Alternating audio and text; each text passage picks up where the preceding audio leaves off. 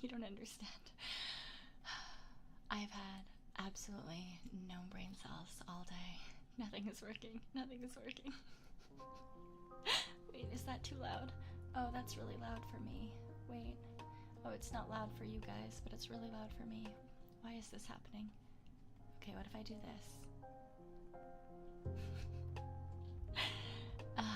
It's fine. It's fine. It's fine. Hello. Good afternoon. Hello, hello, hello, hello. I was trying to set stuff. That's the word. I was trying to set stuff up, and nothing was doing what I wanted it to be doing, and then I forgot that I bought cake, and then I got distracted by the cake, and then I forgot to load everything else, and then I did a mic check, and then I had to move all the things, and then audio might be a little, oh, is it, if I talk over here, is that better? I can turn it up, it's fine, it's fine. You know what, here, how about we, if I turn this one up, will the other one turn up? I mean, the problem with that is, if I were to have it out here, then you're getting a lot more random background noise. Apologies. And probably also my noise of my chair noise. That's the way I was supposed to say that. Alright, today is certainly gonna be a day. I think I might have turned that up a little too high. Oh well, I guess this is where this is going to sit for today.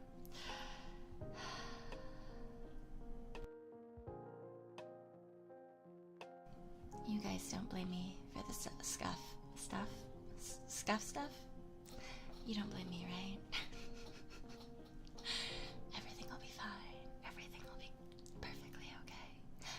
I also remembered that when I put my phone up high enough for the 3DO, I have the problem of it covers half my screen, so reading might be fun. Actually, you know, maybe I should do that first. Maybe I should. No, fuck it. We're gonna just do our best. No planning. It's fine. We die like men. Hello. I hope everyone is having a good night, though. I hope everyone is doing well. Stuff happens sometimes. That's a lie. Scuff happens always. Scuff is eternal. Scuff is just where I live, now and forever. Amen. Okay. I guess we can start. I guess we can open some wikis. Alright. It's very bright. I don't like that. Oh well. I guess that's just where we live today. Why is hat? Hello?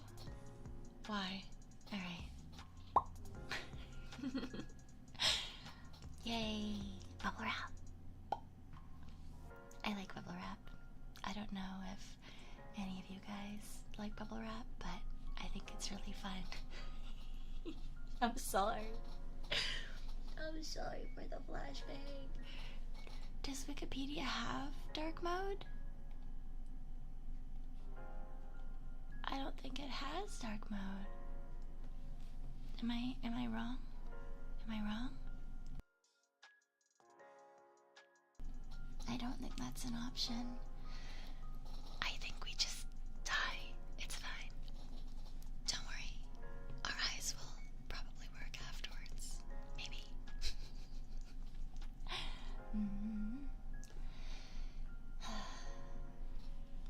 Bubble wrap is a pliant, transparent plastic material used for packaging fragile items. Regularly spaced, protruding, air-filled hemispheres, bubbles provide cushioning for fragile items. Yes, I do enjoy some bubble wrap.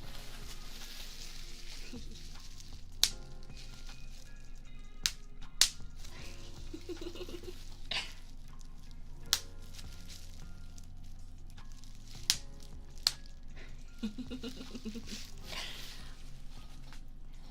1957, two inventors named Alfred Fielding and I've decided this guy's name is Chavannes.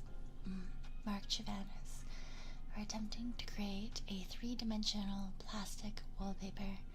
Although the idea was a failure, they found what they made could be used as packing material. Sealed Air was co-founded by Fielding in 1960. The term bubble wrap is owned by Sealed Air Corporation, but has become a generic trademark.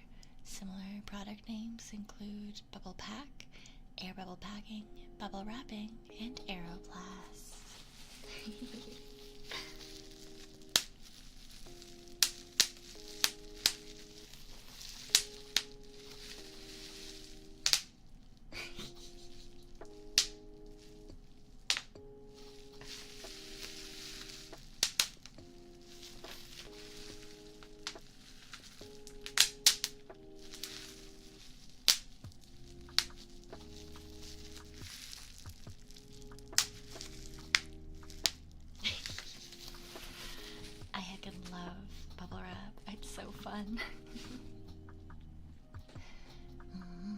We continue.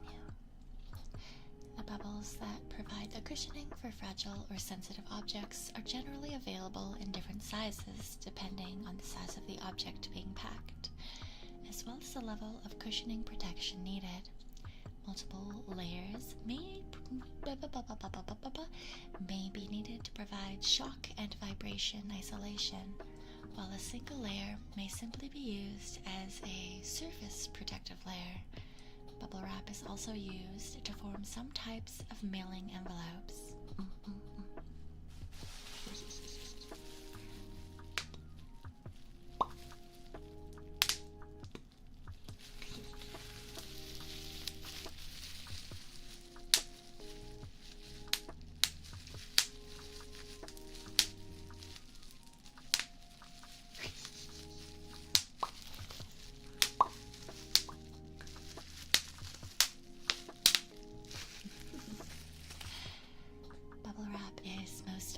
Formed from polyethylene, a low-density polyethylene film with shaped side bonded to a flat side. There we go. To form air bubbles. Some types of bubble wrap have a lower permeation barrier film to allow longer useful life and resistance to loss of air in vacuums. So I guess for air shipping? I guess so. The bubbles can be as small as 6 millimeters in diameter to as large as 26 millimeters or 1 inch. They provide added levels of shock absorption during transit. The most common bubble size is 1 centimeter. In addition to the degree of protection available from the size of air bubbles in the plastic material itself can offer some form of protection for the object in question. For example, when shipping sensitive electronic parts and components, a type of bubble wrap is used that employs an anti-static plastic that dissipates static charge, thereby protecting the sensitive electronic chips from static, which can damage them. One of the first widespread uses of bubble wrap came in 1960 with the shipping of the new IBM 1401 computer to customers, most of which had never seen the packing material before. Bubble wrap. In 2015, Sealed Air launched an iBubble wrap design, the bubbles of which were connected in strips. This allows the wrap to be shipped flat to retailers, which can inflate it with an air pump prior to using it for packaging. The connection between pockets means that bubbles on iBubble wrap cannot be popped, and I fucking hate that shit. I fucking hate it. Just give me normal bubble wrap, okay? Give me the pop. Gimme. Since bubble wrap makes a satisfying popping sound when compressed and ruptured, it is often used as a source of amusement. Acknowledging this alternative use, some websites provide a virtual bubble wrap program which displays a sheet of bubble wrap that users may pop by clicking the bubbles, while the Mugen Poochie Poochie is a compact electronic toy simulating bubble wrap popping. Products such as Poppets, which can be inverted and popped again, rose significantly in popularity in 2021, marketed as a stress reliever. Bubble Wrap Appreciation Day is on the last day of January, or the last Monday of January, rather. The last Monday of January was designated, that's the one, as Bubble Wrap Appreciation Day after a radio station in Bloomington, Indiana, received a shipment of microphones wrapped in bubble wrap and broadcast the sound of their wrappings being popped. Understandable.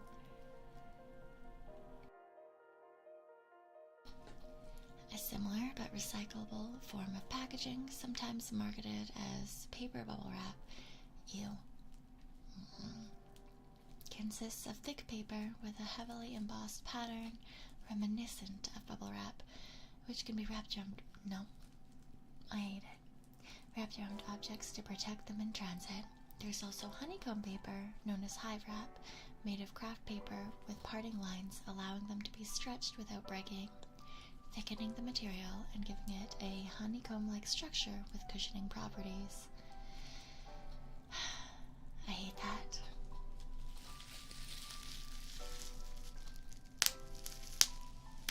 Oh. Sally, welcome on in.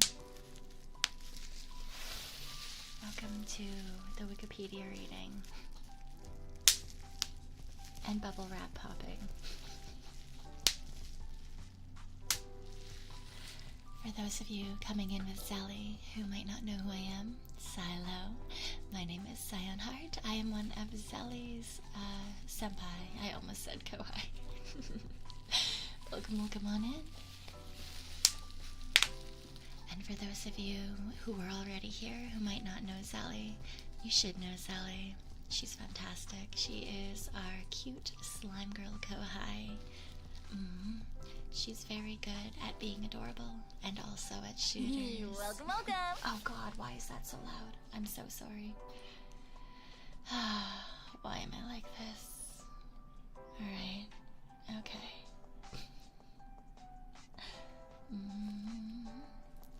Jello Noel, thank you so much for the gifted membership. I do appreciate it. She also screams my ears out. Yeah.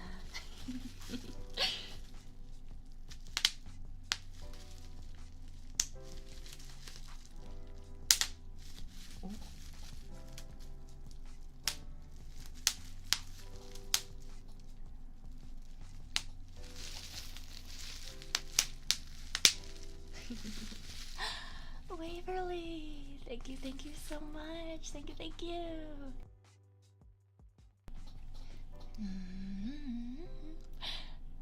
Thank you for the akasupa. I do appreciate it. Thank you. And happy birthday.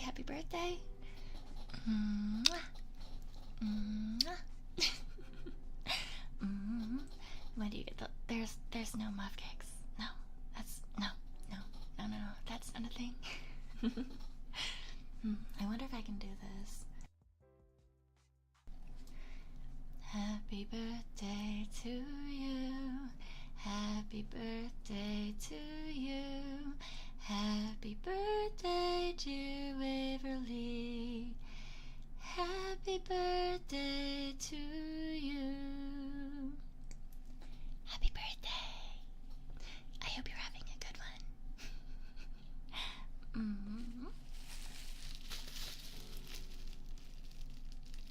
Pop.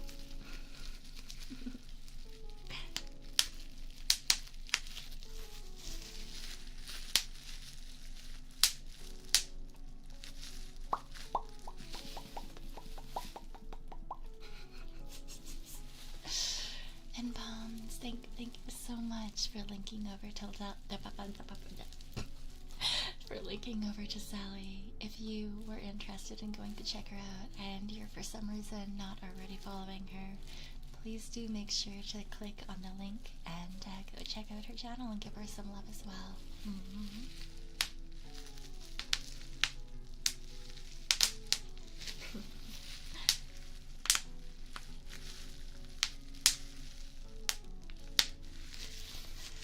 Alright, I guess that's enough bubble wrapping for now.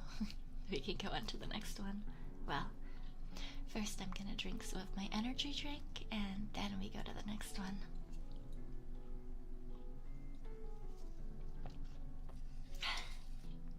Yum, yum, yum. For now. Yeah, we can always bring it back later.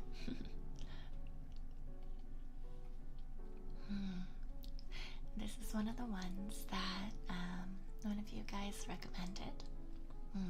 Kettle War.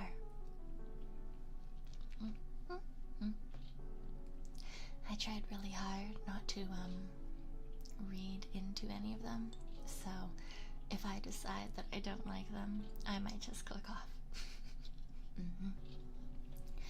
The Kettle War was a military confrontation between the troops of the Holy Roman Empire and the Republic of the Seven Netherlands on the 8th of October in 1784. Holy Roman Empire. Holy Roman Empire. Holy Roman Empire. I like the Roman Empire. It was named the Kettle War because only one shot fired. Oh, the only shot fired hit a soup kettle. How the fuck is that a war? Wait. That doesn't make any sense. How is it a war if there was only one shot fired? Huh? I guess swords? Or... I guess we'll see. After the Dutch revolt, the Northern Netherlands formed their own republic, while the Southern Netherlands remained with Spain. Since 1585, the Northern Netherlands had closed off the Scheldt, so that the harbors of Antwerp and Ghent could not be reached by trade ships, and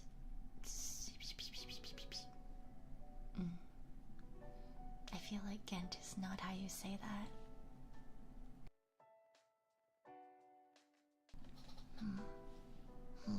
Meh, fuck it. And this remained so after the revolt. This gave an enormous impulse to the economy of the Northern Netherlands, namely Amsterdam, but the southern cities were dislodged from their important trading positions. The closure of the Scheldt was confirmed by the Peace of Westphalia in 1648, to which the Spanish agreed.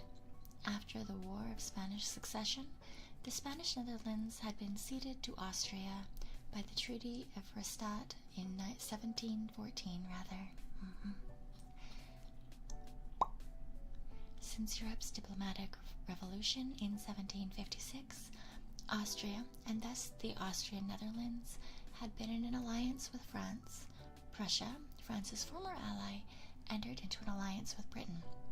This change, sensational at the time, made nonsense of all of the strategic assumptions and plans current since 1713, based on the premises that the Southern Netherlands would serve as a barrier between the Republic and France, and that the Republic's security depended on close ties with Austria and Britain. It was a shift which undoubtedly made it even more attractive for the Dutch to remain neutral in any conflicts between both Britain and France, and Austria and Prussia. In 1781, Joseph II, Holy Roman Empire, taking advantage of the ongoing Fourth Anglo-Dutch War, demanded that the final dismantling of the barrier system, and in 1784 he demanded the return of territory in the Overmaas and States Flanders, roughly current-day Zeelandic Flanders, as well as Dutch evacuation of Maastricht and the reopening of the Scheldt. This happened shortly after the Treaty of Paris. Although the Habsburg army in the region was not equipped very well, with a lack of artillery and supply, the emperor decided to threaten war with the Dutch. Convinced that the Netherlands would dare not react, Joseph II had three ships, including the merchant ship Le Louis with the emperor's flag, sail from Antwerp to the Scheldt. On the 9th of October, 1784, as a letter to Benjamin Franklin asserts, the war seemed inevitable. That day, the Dutch ship, the Dolphin, was sent out to intercept the imperial ships. After only one shot, which hit a kettle, Le Louis surrendered. On the 30th October, the emperor declared war. On the 18th of November, the states of Holland reacted.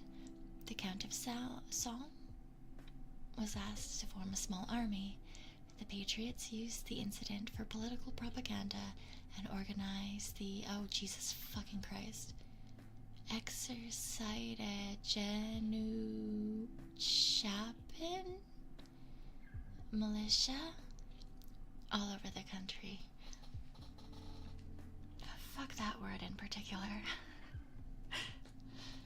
The Admiralty of Friesland offered 2 new warships, but they were unable to leave the port of Harlingen and were dismantled.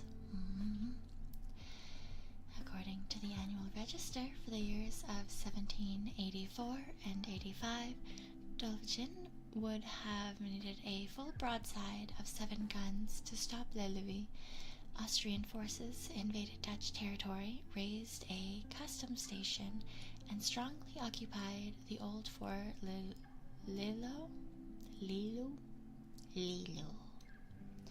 and at the time used as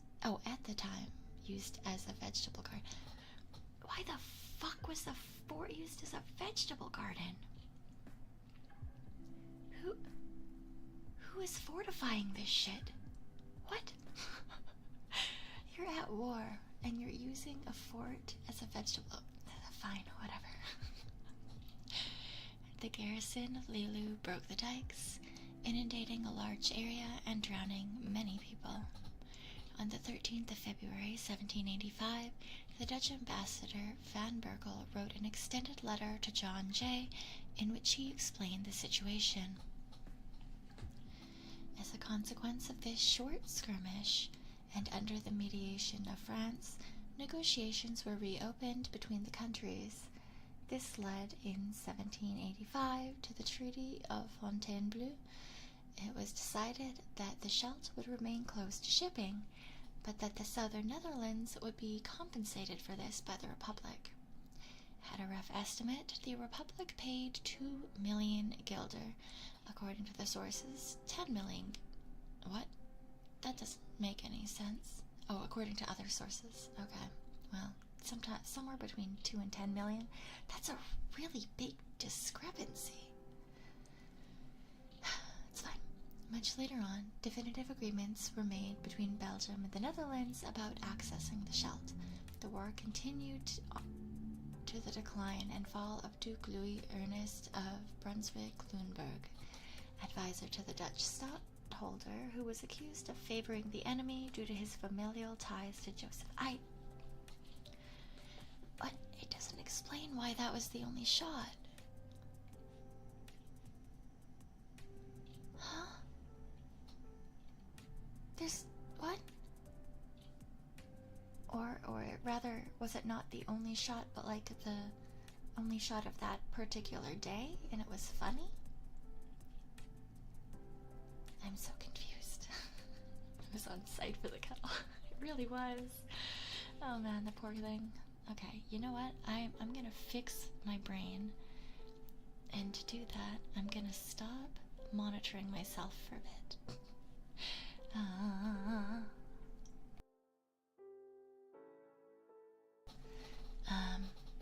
So if it suddenly gets too loud or too quiet again, please let me know. I am no longer listening to myself. I've decided to say fuck it and yeah, not listen to myself, because Jesus Christ, I don't know if you guys know how hard it is to try to read something while you're listening to yourself read something. It is not a good time. I don't have the brain power for that right now, okay? I just simply don't. Look at the time period, you're gonna have a lot of missed shots. I feel like hitting a kettle instead of a person counts as a missed shot, I'm just saying. I don't feel like that's a thing.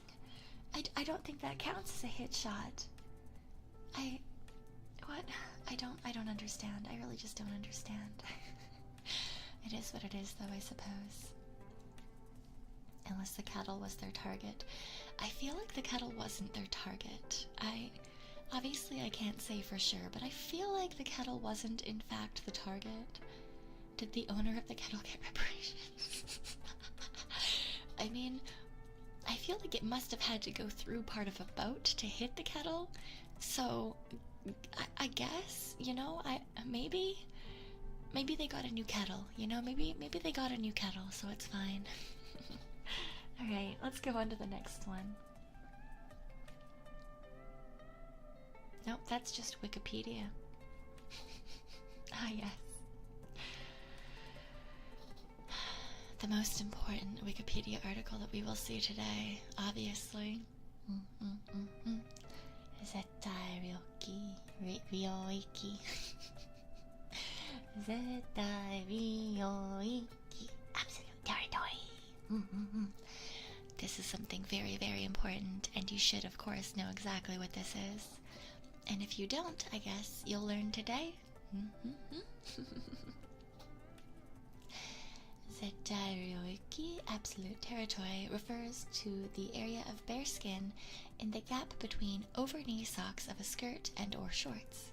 It can be used to describe the clothing combination. The term first became widespread in otaku slang as one of the attributes of moe characters in anime and manga, but it is now used in the general public in Japan. Yes, and we've got some good examples. The ideal Zetai Ryoiki ratio for the length of a miniskirt, the exposed portion of the thigh, and the over-the-knee part of the sock is 4 to 1 to 2.5, with a tolerance of 25%. The ratio has also been referred to as the golden ratio among fans. Zetai Ryoiki fans have also assigned letter grades for the ratio variants. From E, too much leg is seen, the skirt is also too long, to grade A, short skirt, high socks, short exposed area. Some fans have conceived of a grade S character, which adds the criteria of a twin tail hairstyle and a tsundere personality.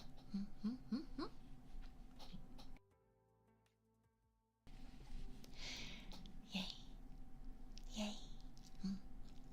The term originates from the 1995 anime series Neon Genesis Evangelion, where it was used with a different meaning.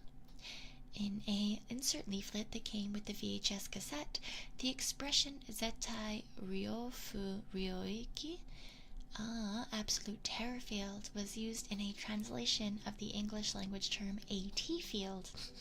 Wait, that's not the same thing at all. Wait. Okay.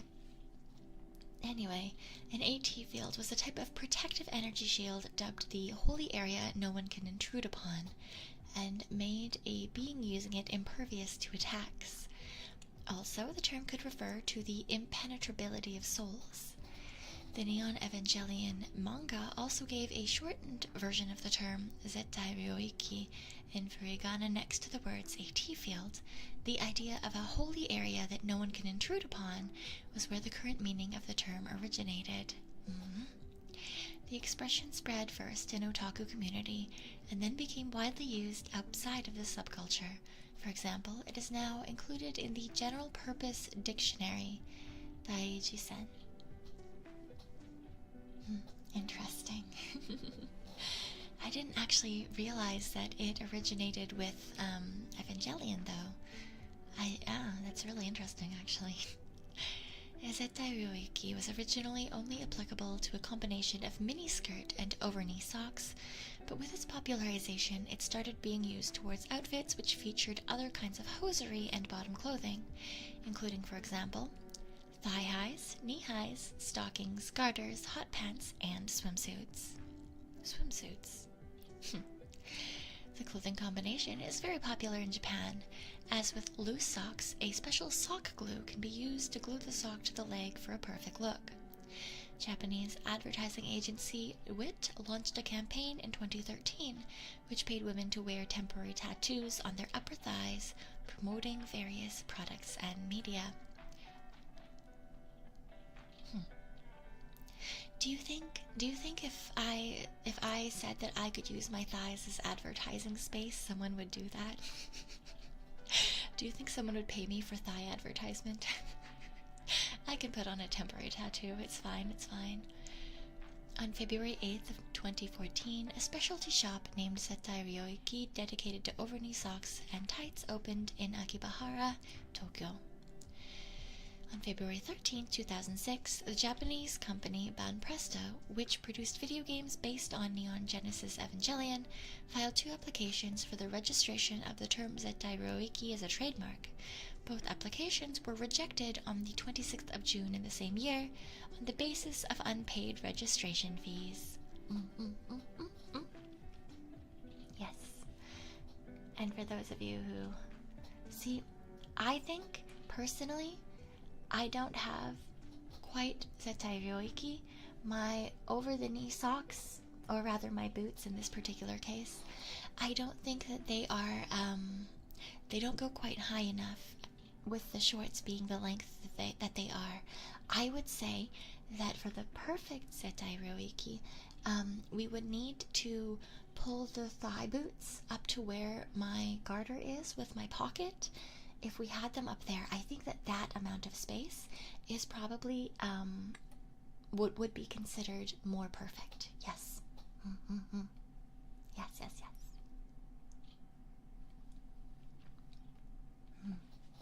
You came in at the perfect time. What are you talking about? What are you talking about? I have no idea. Would be grade E, but doesn't matter. Yes. Yeah, as much as some people were saying that I'm a good representative of Zettai Ryoiki, I'm really not. I'm not. I could be much better. It could be. Nade, thank you for the dono. I appreciate it. Thank you. Yes. And PJ, welcome on into the Tricksters. Thank you, I appreciate it. Yes. Cyan is a good representative of amazing thighs. Yeah, I feel like that one more along the lines would be considered.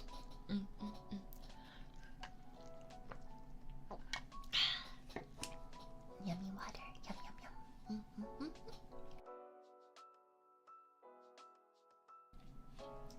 What do you guys think about the S grade, though?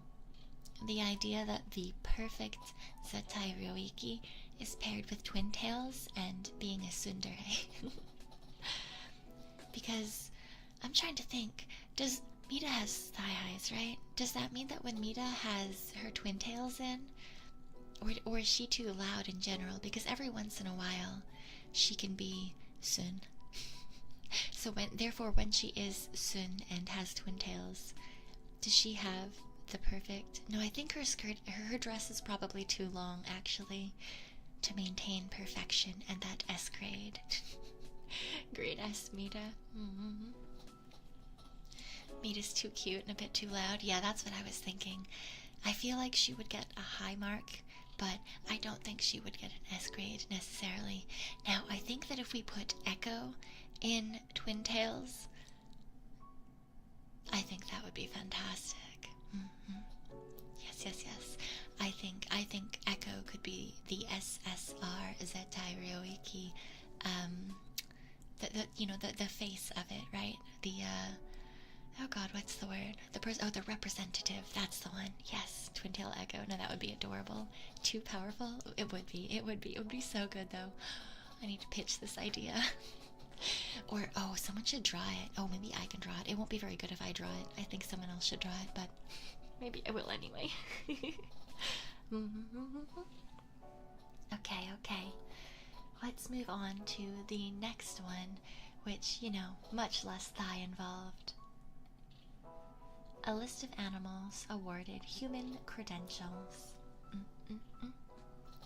You might kill the rams with that combo? Yeah, well, I was gonna say then more for me, but I don't want to kill off the rams, you know? I don't want to kill off the rams.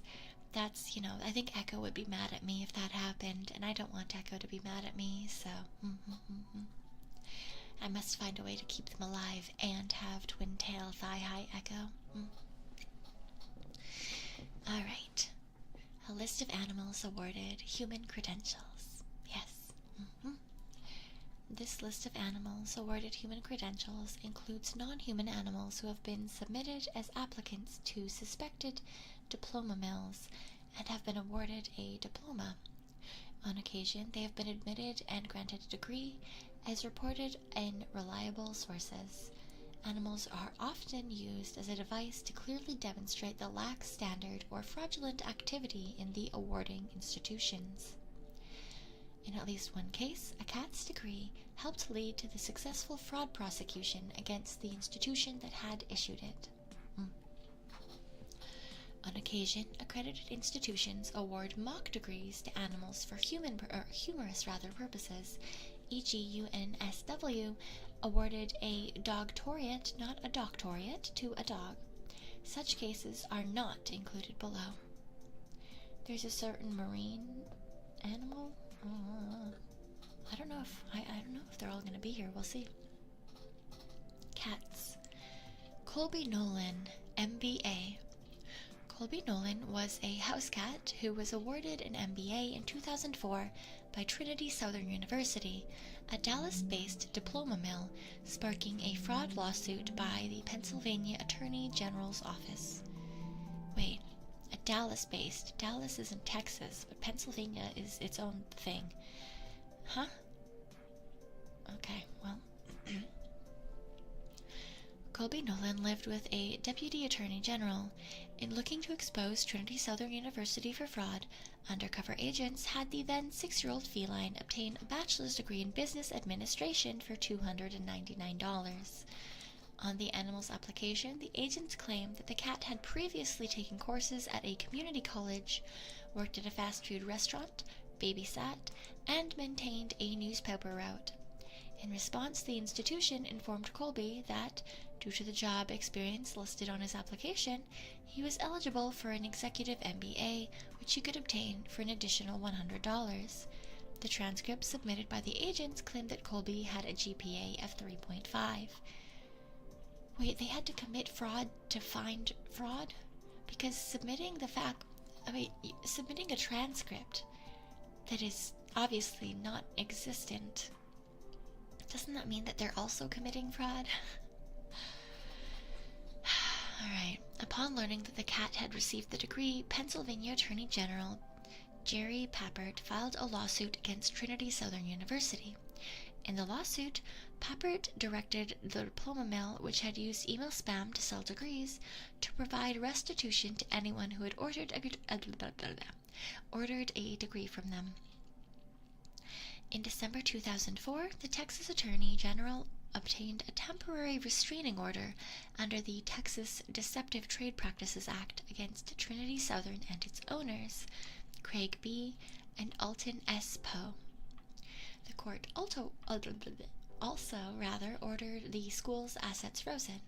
In March 2005, the Poes were assessed penalties of over $100,000 by the court and were ordered to not market or promote fraudulent substandard degree programs or to represent their university as being accredited or affiliated with actual legitimate universities. It was reported that the Poes were also associated with Wesleyan International University and Prixo Southern University. Trinity Southern's university website has been offline since 2005. You think the point was showing that a diploma would be handed out even if the info provided was fake? Yeah, I guess so. I guess just like showing that they didn't do their proper back research. Isn't that still entrapment? Yeah, that's kind of what I was wondering. Like, sure, they didn't do their due diligence to like make sure that all of those courses had actually been taken by the cat. Like, yeah, okay, they didn't do that, understandable. But does that not technically, like that technically doesn't mean that they, like that just means that they're stupid. That doesn't mean that they were trying to commit fraud. There must have been more to it than that, obviously, given that not everything can be put in a small excerpt of a Wikipedia article, but it does make me wonder. Okay. In 2009, George, a cat owned by Chris Jackson, presenter of the BBC show Inside Out, Northeast and Cumbria, was registered as a hypnotherapist after his owner created a fake certificate from a non-existing institution and used it to register with 3 professional organizations: the British Board of Neurolinguistic Programming, the United Fellowship of Hypnotherapists, and the Professional Hypnotherapy Practitioner Association.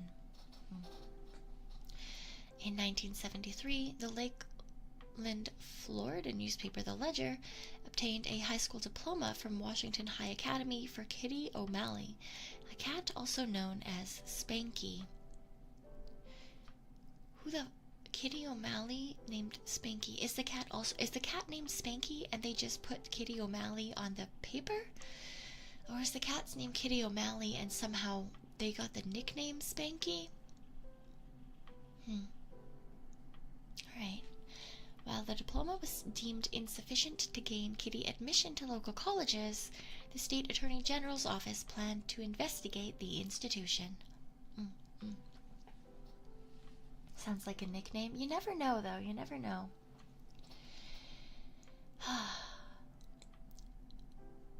Oliver Greenhalgh. On December 10th of 1967, the Times reported that Oliver Greenhalgh had been accepted as a Fellow of the English Association of Estate Agents and Valuers after a payment of 11 guineas. His 2 references were not verified. Oliver was a cat belonging to Michael Galgan, a cameraman with Television Wales in the West, who is pursuing an investigation of bogus professional associations. Oh man, when you're just outed by a reporter trying to get a scoop. That must have sucked. Alright. Oreo C. Collins, born around 2007, is a tuxedo cat who gained notoriety when she received a diploma from Jefferson High School Online in 2009. Although her age was misrepresented in order to qualify, the sting was an investigation operation by the Better Business Bureau of Central Georgia, headed by Calvin Collins, Oreo's owner. You would think that they would just, like, not do this specifically because of this kind of thing. Like, I feel like if you were trying to run a fraud organization, you at least would hire people who do background checks to some extent so that you know you're not, like, selling things to people, right? Right? You know? Because then, like, if it's a person with a fraudulent degree, that's also on them for, like, submitting fraudulated documents. I don't think fraudulated is a word, but it is now, so that's fine. Fraudulent documents. Oh my god.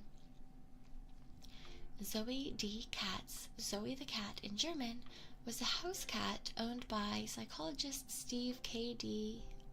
Eichel. Around 2001, Eichel obtained a psychotherapy certification for his cat from the American Psychotherapy Association and several hypnotherapy credentials from other organizations. The certifications of Zoe had been stated in several books and articles on credentialing scams and has appeared in psychology and forensic curricula.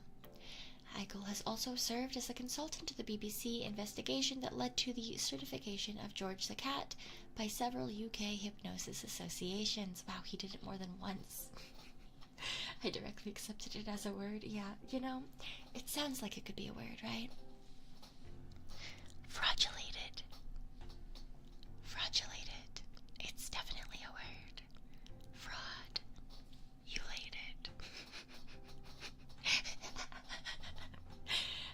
guess eulated is also definitely a word. Yep, that's definitely a thing. Dogs now, I suppose. Chester Ludlow, MBA. In 2009, Chester Ludlow, a pig from Vermont, pug, not pig. Fuck. A pug from Vermont was awarded an MBA by Rocheville University. His owner submitted an application of $499 and received a diploma, 2 sets of transcripts, a certificate of distinction in finance, and a certificate of membership in the Student Council. In 2010, Mark Howard, a member of the legal team for claimants B-Sky-B in the B-Sky-B Limited and Anor versus HP Enterprise Services UK Ltd and Anor, obtained a degree for his dog Lulu from Concordia College in the U.S. Virgin Islands. Lulu graduated with higher marks than the defendant's key witness, who, the judge found, had lied that he had attended classes for his Concordia MBA. In the legal community, the story of the witness's MBA is described as infamous, and a supervisory,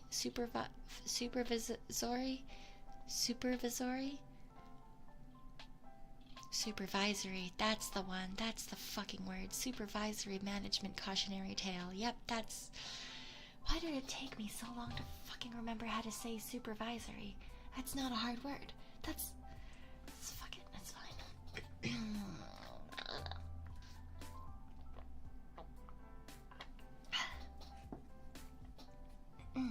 We continue. In 2009, Dr. Ben Mays, a veterinarian in Clinton, Arkansas, obtained a degree in therogenealogy and animal reproduction from Belford University on behalf of an English bulldog named Maxwell Sniffingwell. Hi, Well. Hello, Well. You're kind of like Moon. Maxwell Sniffingwell. The application included his work as a reproductive specialist, noting his natural ability in therogenealogy or genealogy.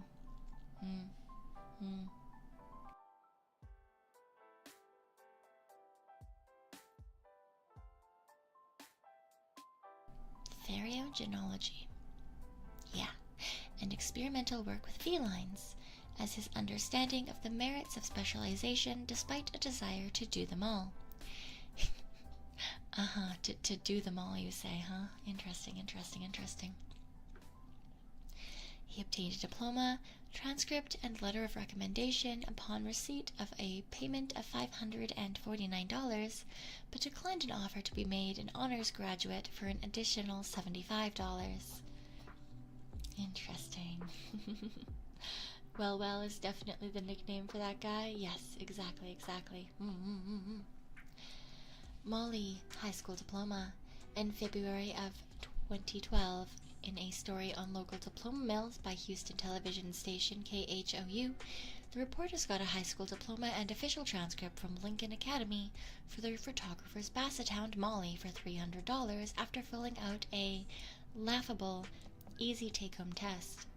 According to a homeschooling advocate, Lincoln Academy and other schools were improperly taking advantage of a Texas law that prohibits discrimination by public universities and colleges against homeschooled students.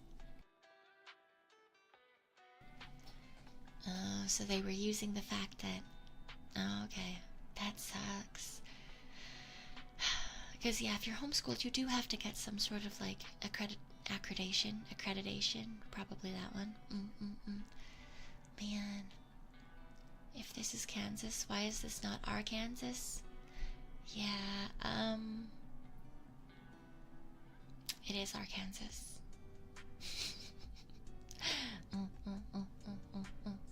Yes. Although Arkansas is really fun to say. Arkansas is less fun to say. In 2017, oh, that's relatively recent, honestly. In 2017, Mike Dobb, a public health expert in Western Australia, reinvented his dog as Ollie, as Dr. Olivia Dahl. He made up credentials including past associate of the Sheraton Park Institute for Canine Refuge Studies, where she was a rescue dog, and submitted her application for post on the editorial boards of some predatory medical journals. Several accepted her application, and the Global Journal of Addiction and Rehabilitation Medicine named her the associate editor. Good job, Ollie. Well, Pete. No last name, rather. The American University of London offered Pete, a 4-year-old male, short-haired lurcher, in Battersea Dogs and Cats Home, London, an MBA for £4,500 without requiring any coursework. The BBC current affair program Newsnight reported in 2013 that the dog, named Peter Smith, on the fake CV for management consult, or rather for a management consultant, was offered an MBA by the university's accreditation of previous experiential learning board, based on his made-up work experience and a fictitious undergraduate degree, just 4 days after applying for the course. Ooh, interesting. Sunny, medical degree. May 30th, 2007 episode of the Australian Broadcasting Corporation comedy show The Chase's War on Everything documented host Chas Licciardello applying online and obtaining a medical degree for his dog, Sunny, from the diploma mill Ashwood University. Sunny's work experience included significant proctology experience in sniffing other dogs' bums. Wow, they fucking had that on there. Like, they had the whole ass thing on there. Wow, okay. Ashwood University has since been listed as a non-accredited degree supplier in the states of Michigan, Oregon, and Texas. That would fucking do it. That would heckin' do it. Did it mention the U.S. Marine Horse? No, because these are all ones that were given out fraudulently. So not like for funsies, not as a silly little guy thing, but as like actual fucking degrees and accreditations, credits. Wally, associate's degree. In 2004, the Albany New York Television, WRGB, ran a report in which the reporter, Peter Brancato, applied to and received an associate's degree from Almeida University on behalf of his dog Wally. On the application, Brancato listened, plays with the kids every day, teaches them to interact with each other, teaches them responsibilities like feeding the dog. Almeida University granted Wally a life experience associate degree in childhood development. After the report aired, Almeida University protested that Brancato perjurated himself by creating a false identity using a fabricated name and date of birth, which is what I was talking about earlier. In a public statement, the Almeida University representative wrote, he completed an application that included a background of the following: 8 years tutoring pre-K children, curriculum design and development, teaching coping skills, and volunteer coaching. In March 2008, Wally was featured in Lake Geneva, Wisconsin mayoral campaign political cartoon with a dialogue bubble reading, I graduated with Bill Chesson, referring to the candidate Chesson's Almeida University bachelor's degree. News Lady Cyon. I am not a news lady. Algernon the goldfish. We stand Algernon here. In 2021, environmentalist George Monbiot registered his childhood goldfish as a registered waste disposer in the UK. The horse got the real rank. Yes, it was not fraudulent. It was on purpose. So this list is only, it's only for fraudulent degrees, and things like that. There isn't any actual, like if an animal is given a proper and real rank, like on purpose, or in the place of someone else. Because I think that's happened, you know, as like not a real like degree or certification, but sort of like an honor, like, oh god, what's the word? honorary. Yeah, an honorary one in place of someone. Yeah.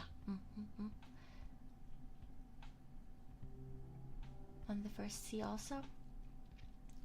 A cat in whose name scientific papers were published. FDC wildcard. Yes. List of cats, list of dogs. Publishing stings. Non-human electoral cam. Okay, I want to do that one. I'm taking that. Non-human electoral candidates. Yes. Non-human electoral candidates have been found in a number of countries. Often, the candidacies are a means of casting a protest vote or satirizing the political system. At other times, it's simply done for entertainment value. Electoral regulations may explicitly require candidates to be human or equivalent wording, or they may require candidates to do things which animals cannot reasonably do, such as sign their names legibly on legal forms. Most constituencies require candidates to be of the age of a legal adult, which eliminates many animals whose life expectancies usually make them too young to ever qualify. On some occasions, however, animals have been accepted as candidates, and they have even won office. I know of a couple that have won office already. Alright, let me just change how I'm sitting for a second. Sit on the other leg. In 1922, Yo-Yo, a billy goat, was elected city councillor in Fortaleza, Ceará, Brazil. I said that totally wrong, but you know what? That's fine. In 1938, Kenneth Simmons entered Boston Curtis, a brown mule, as a candidate for a Republican precinct seat in Milton, Washington, winning 51-0. Oh, Jesus Christ. Simmons stated that he had done this to demonstrate that many people vote without considering who they are actually voting for. Oh, they just liked the name.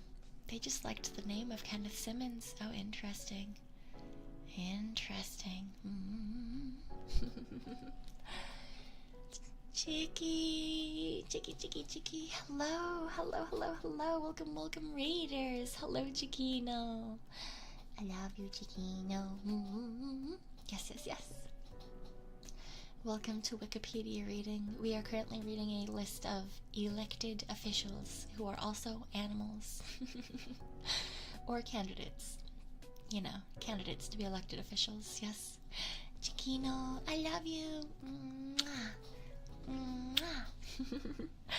For those of you who don't know who I am, who are coming in with Chiquino, Silo, my name is Cyon Hart. I am Chiki's senpai from Gen 3 Oracle, and we're doing some soft Wikipedia reading today. Welcome on in.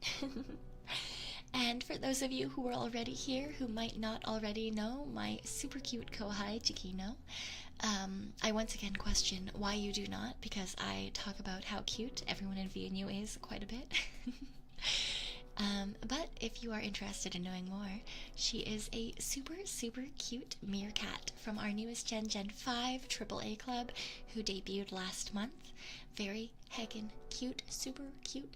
If you like soft-spoken streamers who are also really cracked at gaming and art and many other things, then Chicky is incredibly talented and you will probably very much enjoy her streams. Also, thank you, Nate, and thank you, Jella Noel, for the gifted memberships. I do appreciate it. Thank you. And if you were gifted a membership by either one of our lovelies here, please do make sure to thank them and welcome on in. And if you were already here and Chicky sounds like she would be your cup of tea, and honestly, if you like these kind of streams, then I think you will absolutely adore Chiquino. She also plays like Monster Hunter. She was playing Pizza Tower when she first debuted. Gen 5 also does a lot of really cute collabs and things. And Chicky also recently did a karaoke stream. So she's very cute and you should definitely go check her out. And I'm certain that the mods will eventually also put her link in the chat. So please do click that and go give her some love as well. I love you, Chicky. But yes, welcome. Okay, which one were we on? Which one were we on? Ah, here. In 1967, an Ecuadorian foot powder company advertised its product, Pulvapis, as a mayoral candidate in the town of Picoasa. Allegedly, the foot powder won by a clear majority. Christ. In Lajitas, Texas, they held an election that included candidate Tommy Steele, an incumbent human mayor, and a trading post wooden Indian, a dog named Buster, and a goat named Clay Henry. The goat won by a landslide, and goats have been the mayors ever since. This is the one that I knew about. There's actually a couple of different places that have a goat as a mayor. Also, Luminous, thank you for the 10 or the $9.99, I suppose. I appreciate it. Thank you for the super. The Telekenton Alaskan mayor cats. Yeah. There's a lot of different places that just have animals as mayors. It's really funny. Bosco the dog, a black Labrador Rottweiler mix, was elected as the mayor of Sonoma, California from 1981 until 1994. An elected unofficial mayor of Rabbit Hash, Kentucky. Oh, all elected unofficial mayors of Rabbit Hash, Kentucky, rather, have been dogs. In 1997, a cat named Stubbs was elected mayor of Talkeetna, Alaska.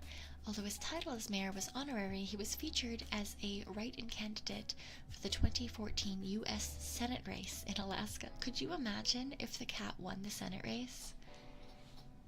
I would fucking vote for the cat. I would know it's a cat. They would include me in like statistics about people who vote for candidates that they don't know about, or like that they're not paying attention to politics. I would still fucking vote for the cat. I'm not gonna lie. Okay. In 2012, in the town of Idlewild, California, they elected a golden retriever named Max as the mayor for life. Mayor Max was succeeded by Mayor Max II upon his death in 2013. Aw, he didn't last very long at all. Wait, he was only mayor for 1 year. Oh, that sucks. Oh dear. In August of 2014, a 7-year-old Duke the dog won an election and became the new mayor of Cormorant, Minnesota. In July 2018, a cat named Sweetheart was elected mayor of Omena, Michigan. Wow. In March of 2019, a 3-year-old Nubian goat named Lincoln was elected mayor of Fairhaven, Vermont, defeating a Samoyed dog named Sammy by 2 votes. I love that the goats keep winning against other candidates, but there's also like other animals as candidates, right? We've got dogs and cats, and one of them had a statue. It's kind of funny. On February 11th, 2020, a Bernese mountain dog named Parker, the snow dog, was voted honorary mayor of Georgetown, Colorado, where he also became the official mascot of the Loveland ski area in 2017. Goats of the goat, to be fair. Yeah, also foot powder. Yeah, the fact that foot powder became a mayor is very interesting.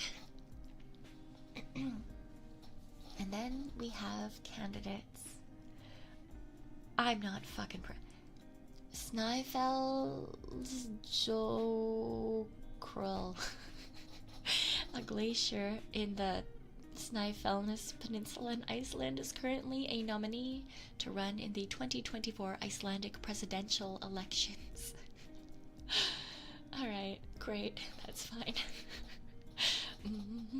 I love that it's just a glacier. They're like, you know what? Fuck humans. This glacier, they can run. They can be the president. That's fine. Kakarenko, a rhinoceros at the Sao Paulo Zoo, was a candidate for the 1958 city council election with the intention of protesting against political corruption. Electoral officials did not accept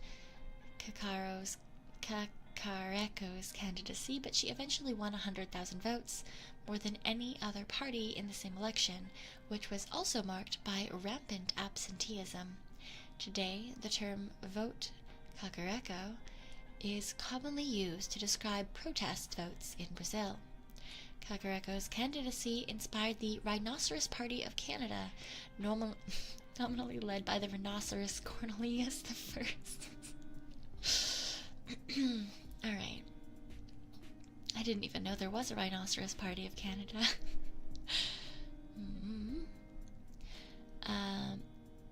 Pegasus the Immortal was a boar hog in the Yippies, or that the Yippies nominated as a candidate in the 1986 U.S. presidential election.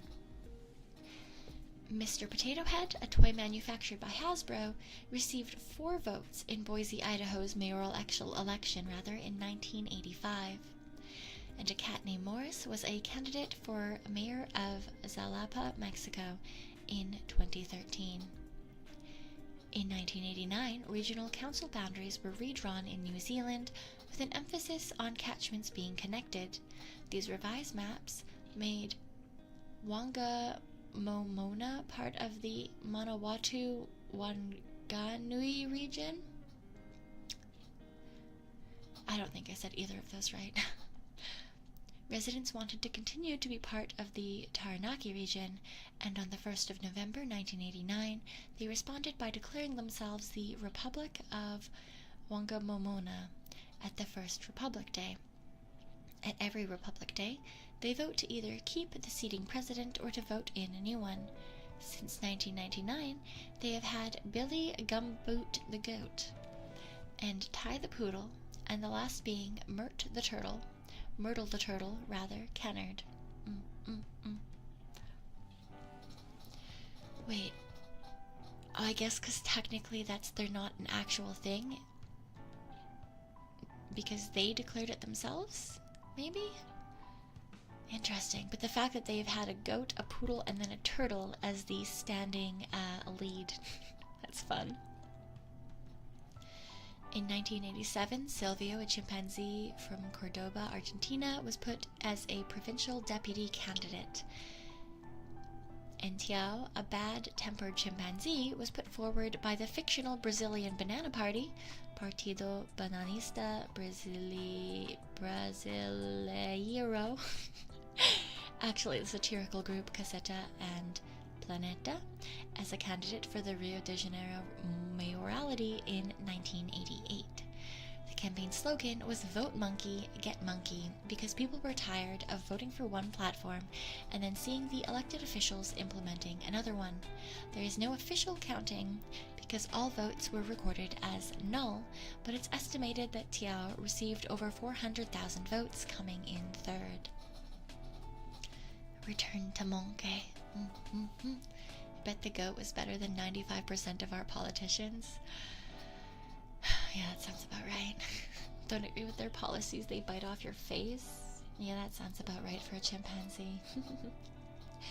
New Zealand's McGillicuddy Serious Party entered a goat in the local Waiheke Island election, but their attempt to have a hedgehog stand for Parliament was unsuccessful. Oh, that's sad. Dustin the Turkey, a popular Irish television puppet, received thousands of votes in Ireland's 1997 presidential election. Although not being an official candidate, there were rumors that he came in 5th, ahead of official candidate Derek Nally. Yeah, that sounds about right. In 2001, a dachshund called Saucy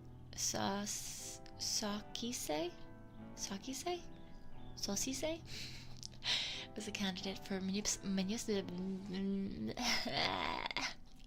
municipal elections in Marseille, France. He won 4% of the vote. 8 years later, in 2009, he participated in a 3rd season of Secret Story, the French version of Big Brother. He entered the house on day 36. His secret is that he was the candidate in the Marseille mayoral race. To protect the secret, he entered the house with the nickname Secret. Interesting. Have a good night, Lucio. Have a good night. Molly the dog, a dachshund from Oklahoma, named as a candidate in the 2008 U.S. presidential election.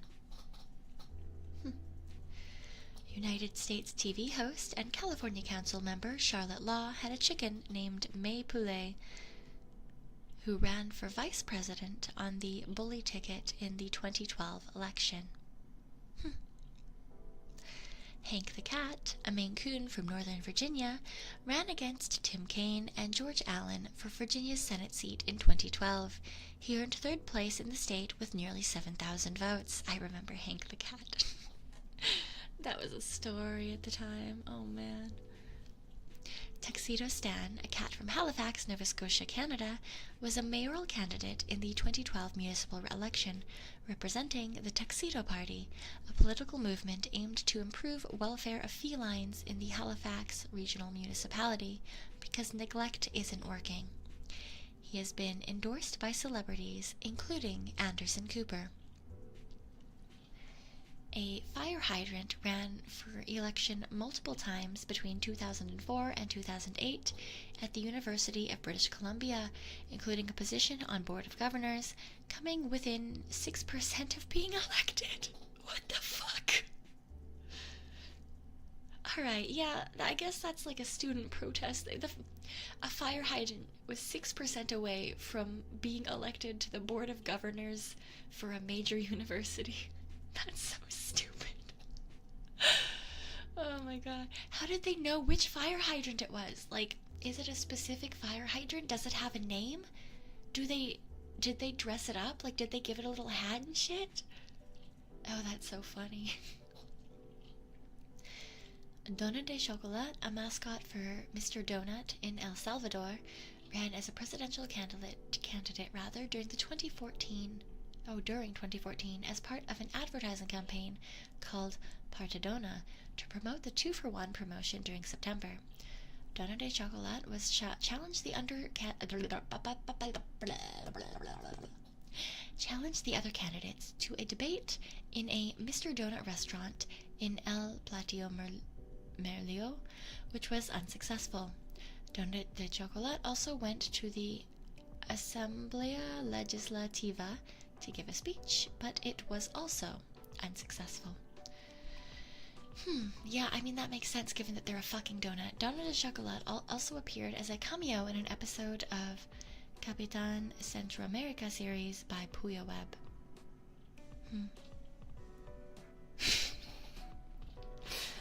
Shut up, there is no new Cyon word. I did not say candlelight. No. That's not a thing. It's fine. Ooh, Kabe-don mentioned. Okay, wait. I kind of want to see if there's. I want to see if there's a wiki for Kabe-don. I want to see if there's a wiki for Kabe-dons. I don't really want to go through the attempted or withdrawn candidates just because I feel like. Oh, never mind. There's not all that many. Okay. Never mind. I thought that there was going to be a ton of them, but there's actually not very many. All right. Colossus the gorilla, the main attraction at Benson's Wild Animal Farm in Hudson, New Hampshire, failed to be put on ballot in the 1980 New Hampshire Republican presidential primary. Interesting. The Simian's candidacy was promoted by Benson's, but the zoo's argument that the U.S. Constitution does not specify that a native-born candidate for the presidency had to be human was rejected. I mean, technically. Campaign for fictional elder horror Cthulhu for president. Interesting. Cthulhu for president have been produced for all United States elections since 1996, as well as for elections in Spain and Poland. Yeah, honestly, just end the world, that's fine. United States filmmaker Michael Moore attempted to get potted ficus tree onto the ballot as a candidate for the U.S. representative in 2000. Desert Punk, thank you. Happy 6 months. Happy 6 months. I appreciate it. Welcome back. And thank you for the Palm Crew. You definitely vote for Cthulhu as your president. That sounds, honestly, that sounds, I mean, you know exactly what you're gonna get with Cthulhu, right? You would have voted to see the changes, right? Giggles the Pig was set to run for mayor in Flint, Michigan in 2015, Lawyer Michael Ewig started Giggles the Pig for Flint Mayor as a write-in campaign after a city clerk's office error threatened to keep all candidates' names off of the August 2015 mayoral primary election. Ewing said that the candidate sought to draw more attention to the mayoral race, better educate voters about their choices, and encourage residents to demand more of elected officials. Giggles attracted many online fans, while the other candidates for mayor were less amused. The write-in campaign was cancelled after the state officials fixed the mistake and allowed 4 candidates' names to appear in the ballot, and the race had become no longer an even playing field for Giggles. Giggles' Facebook page was then used to share good news about Flint. Limberbutt McCubbins. Who the fuck names their cat Limberbutt? Limberbutt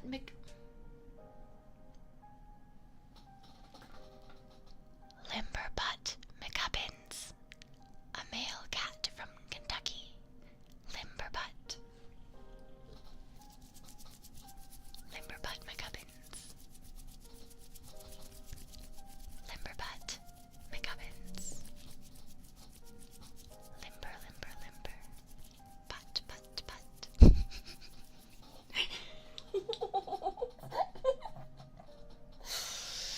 I've got the fucking humor of 5-year-olds. Limberbutt McCubbins, a male cat from Kentucky, was registered with the Federal Election Commission as a Democratic candidate for the 2016 United States presidential election. It was brought to national attention by the Rachel Maddow show, and the cat's candidacy was endorsed by Jezebel. PolitiFact rated the legitimacy of Limberbutt McCubbins' candidacy as a half-true nothing, that the FEC did not formally consider the cat a candidate because he hadn't spent or received $5,000. Emily McCubbins, who owns the cat, and Isaac West, who came up with the idea, said that they wanted to encourage reformation of the FEC, stating that it only took 20 minutes to register as a candidate, and that they did not even require a social security number. Oh, Jesus Christ. They also wanted to encourage voter registration, particularly among young voters.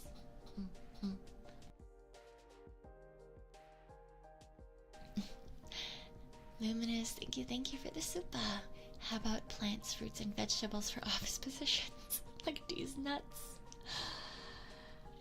Honestly, I feel like if somewhere allowed these nuts to run for office in some sort of actual capacity, I feel like they would win. I feel like that would, in fact, make young voters turn out, and I feel like, I mean, even if they didn't win, I feel like they would have a good number of votes just for the fucking meme. I still love the name Limberbutt McCubbins, though.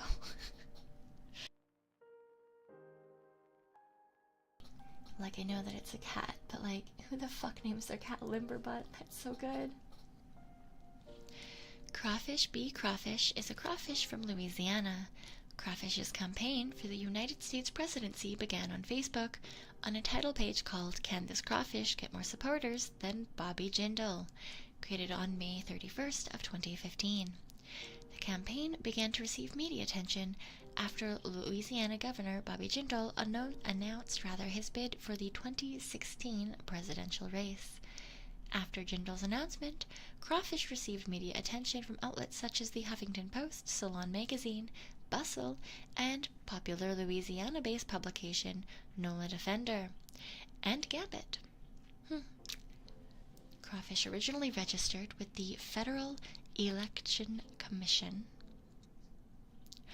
running for a non-listed party on July 2nd of 2015. Crawfish has stated his support of education, gender equality, same-sex marriage, and Game of Thrones, while criticizing the strict bipartisan system. You would have laughed if Crawfy B. Crawfish was the name of a cat or something. That would have been fun, too. Other non-elected posts. Catmando, a political cat, served as joint leader of Britain's official monster-raving loony party from 1999 to 2002, along with his owner, Howling Lord Hope. Interesting. The notion of animals being elected to the mayor or to office has been often the subject of parody and folklore. Tomislav Peacock's 1817 novel Merlin Court featured an orangutan as a parliamentary candidate. In 1976, Marvel Comics announced that the character Howard the Duck would run in that year's election for the U.S. presidency. Yep. Bloom County's Bill the Cat was a Meadow Party candidate for president in 1984. In the 2013 Black Mirror episode, The Waldo Moment, it explores the concept of a cartoon character electoral candidate. Several news reports, including one by Chris Cillizza, political recorder for The Washington Post, compared the 2016 Donald Trump political campaign to that episode. Later, in September of 2016, episode writer Charlie Booker also compared the Trump campaign to the Waldo Moment and predicted Trump would win in the 2016 election.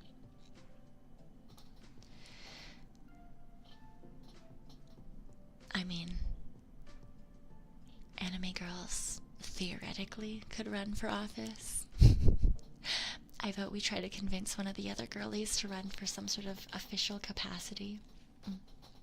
Like, get Maeve to run for, like, official leader of her ninja village. Does her ninja village have Hokage? Is that still a Hokage? I don't know. I think Maeve should be the leader of her hidden village, even though she, like, you know, isn't really there much anymore and just streams, you know. Or, like, I think Meeta's the only person in her witch shop, so I guess she's already the president of the witch shop, but never mind. No, AAA Club is kind of already, they're already, like, essentially the governmental body in their school, so that doesn't really, no, they can't run, because they've already done that, I suppose.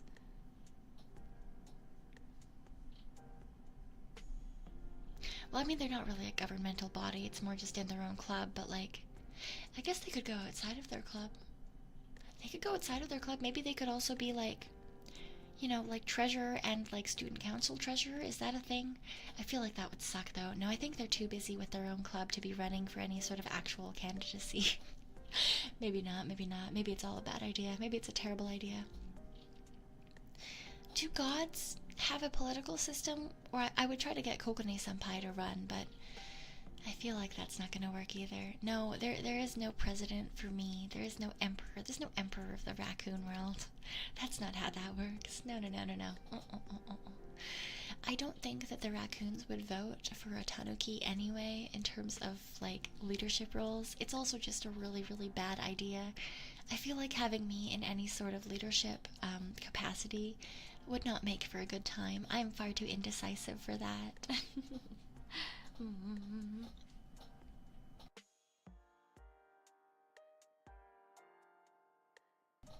Alright, I'm gonna put this down for a hot second, which I guess means that we're gonna flashbang ourselves again. Apologies when that inevitably happens. Okay.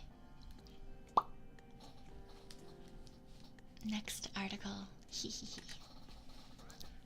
Kabe-don. Yay! Kabe-don, or Kabe-don. Kabe meaning wall and don meaning bang, refers to the action of slapping a wall fiercely, which produces the sound don. One meaning is the action of slapping a wall in a protest, which occurs collective housing like condominiums when the next room makes noise. Another meaning often appears in shoujo manga or anime, when one character forces another character against the wall with one hand or leans against the wall and makes the sound of don. And this has become popular as a clever move of confession. Because it creates an intimate atmosphere.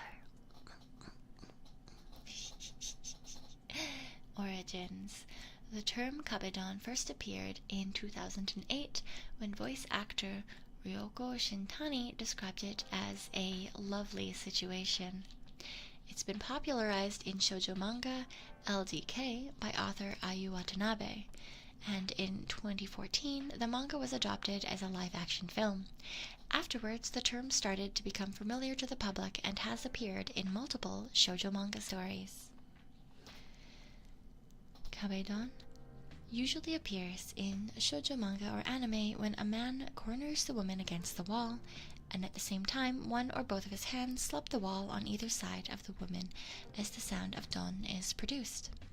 In Japan, the walls of many accommodating buildings are thin and not insulated against sound. As such, simple actions like closing doors or turning on the television can easily be heard by neighbors. When this noise becomes too loud to bear, Japanese people tend to bang on the connecting walls in protest. The practice of Kabe-don was borrowed into Chinese with the pronunciation Bi-dong through television dramas like My Sunshine. In Hong Kong, the actor Gregory Wong performed the Bi-dong in a commercial for Listerine mouth. What the fuck? Why is a Kabe-don being used in a commercial for Listerine mouthwash?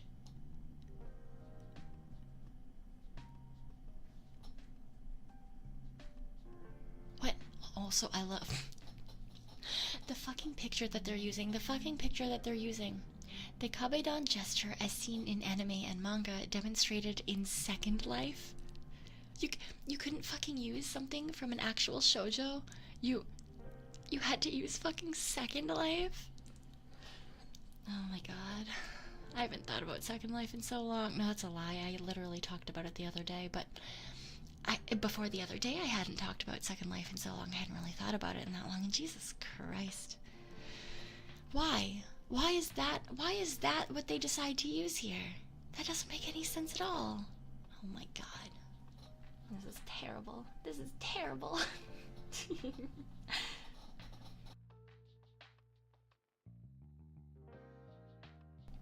What is Second Life? It's essentially VR chat before VR chat was a thing. Yeah, it's like an open world sandbox MMO, where like, I mean, it's not really an MMO. It's really not. It's like an open world sandbox thing, like chat rooms for like role playing and stuff. And like you could build your own maps and people make games in it. There's lots of like, there were horror games and stuff and like mazes and places to just go take pictures and like dress up your character and all that kind of stuff. Honestly, I mainly used it to get pictures for like role plays for LiveJournal. Which is actually why it came up in conversation the other day, because I was talking about roleplay stuff and yeah. What do you mean making us feel old again? I would never do that. What are you talking about? What are you talking about? So like Roblox, I guess kind of like Roblox. It's really more like VR chat. Yeah, it's very similar to like what VR chat currently is. As far as I'm aware, I'm not really into VR chat, but in that there's like different maps you can go to and you're interacting with people and lots of people roleplay, and that there are certain places that you do not wish to go unless you were doing like specific like family roleplay or 18 plus roleplay or anything like that. There were places that were like actually like locked off and password protected for different communities and stuff, so yes.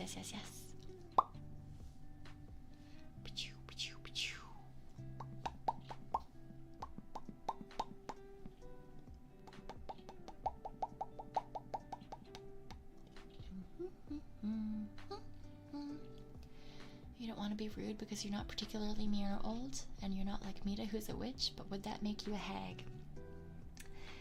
I have many a time been called a hag, so you know it's fine. I think we've come to the conclusion that every VTuber generation needs at least one hag. And I am very much Oracle's hag. So yeah, don't worry about it. Yeah, at this point, it's, you know, it's not even just like y'all, not the hag. There are no allegations here, okay?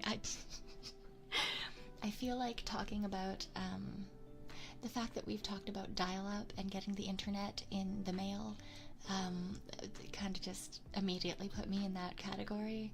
I thought I was going to be sneaky and avoid Hague allegations, and then I like immediately outed myself. But like, you know, it's fine. It's fine. It's fine, it's fine. I think Leora Senpai termed us V&Unis. Uni? I don't fucking know how to speak Korean. Guys, I don't know how to speak Korean. But yeah, there are some of us that are very specifically the Hagiest members of V&U, question mark.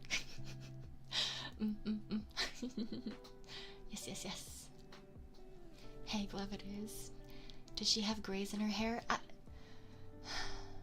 Are they grays or are they just fur markings? You will never know. It's fine. Don't worry about it. Don't worry about it.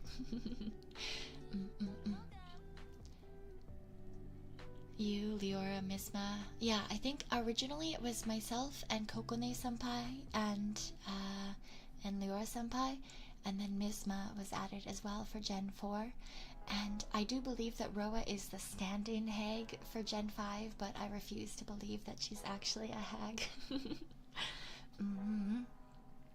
Although she probably could be termed the babysitter of the gen, and I believe that's why she's gotten the allegation of hag chucked at her, or the title of it rather.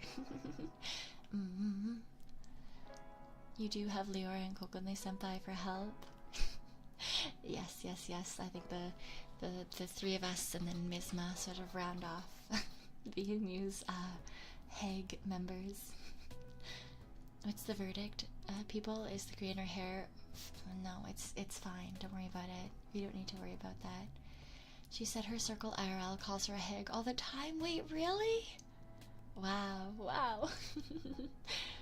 That's interesting. Roa technically counts. I mean, yeah, I guess she technically counts. The Venn diagram you shared on Twitter, I guess, replace the mommy bubble with hag. Yeah, I feel like whilst I've been placed firmly in the hag category, I definitely am not often mommy, and when I am theoretically mommy, it lasts for approximately 30 seconds at a time. The gray hairs from the stress of dealing with informants? Could be. Yeah. Let me just... Oh, I kind of forgot about my caffeine. To be fair, you're the least hag of the bunch? No. I've said that before. I'm not the haggiest hag, but I'm also not the least haggy hag. As far as we have come to figure out.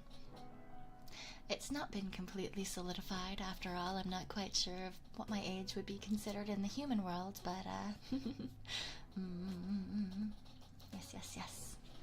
Aren't you always mommy? I feel like the answer to that is no. I feel like I give very, very few mommy vibes the majority of the time. Maybe when I'm like particularly doing a stream that is meant to be, or like something that is more chill, there's a possibility of giving off, but like, I don't think so, you know?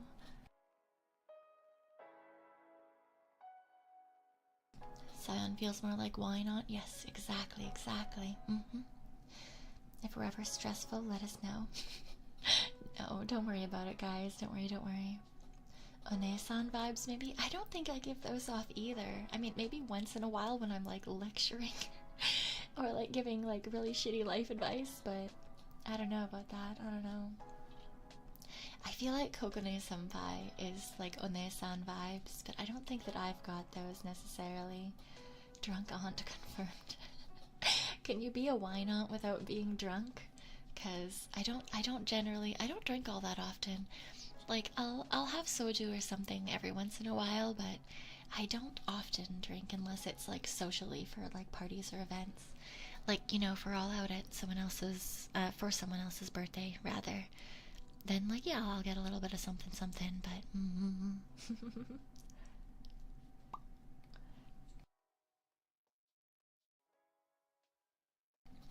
when you do your deep flirty voice with girls, it's mommy. Yeah, yeah, that's why I was saying that, like, I could possibly give off mommy vibes, but it's usually for like 30 seconds at a time.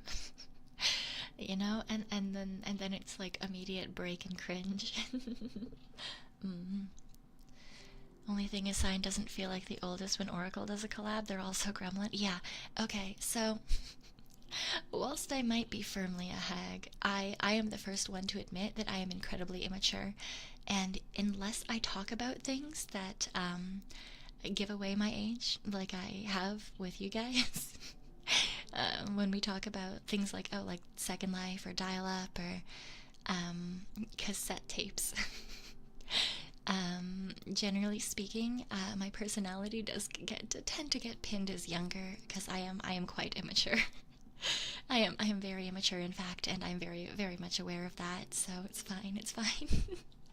I actually saw on TikTok the other day someone saying that like, mature children make immature adults because they never feel like they need to mature further, and so they kind of just like stop maturing early, and then they just kind of like end up being really immature when they're adults. And I've decided that that's where I'm gonna shoehorn myself, so that it's not my fault that I'm immature. You know, it's because I was a mature kid. You know, I was a yeah. I was like a very like serious, straightforward. That's a lie. I was not serious or straightforward. I was horrifically hyper. But I, like, you know, was very mature in that, like, anything that was my responsibility, I made sure it was done. I got like really good marks. I made sure that everything was done properly. I was very like, if I had a goal, I was very goal oriented. Yeah, I was very goal oriented. I'd say I wouldn't say that I was mature though. But I don't know. I think because I did well as a child, I never felt like I needed to like improve. And here we are. Now you've got a Tanuki that definitely should have improved, but it's fine. It's fine. You know, it's fine as it is. That's what I tell myself. That's what I tell myself.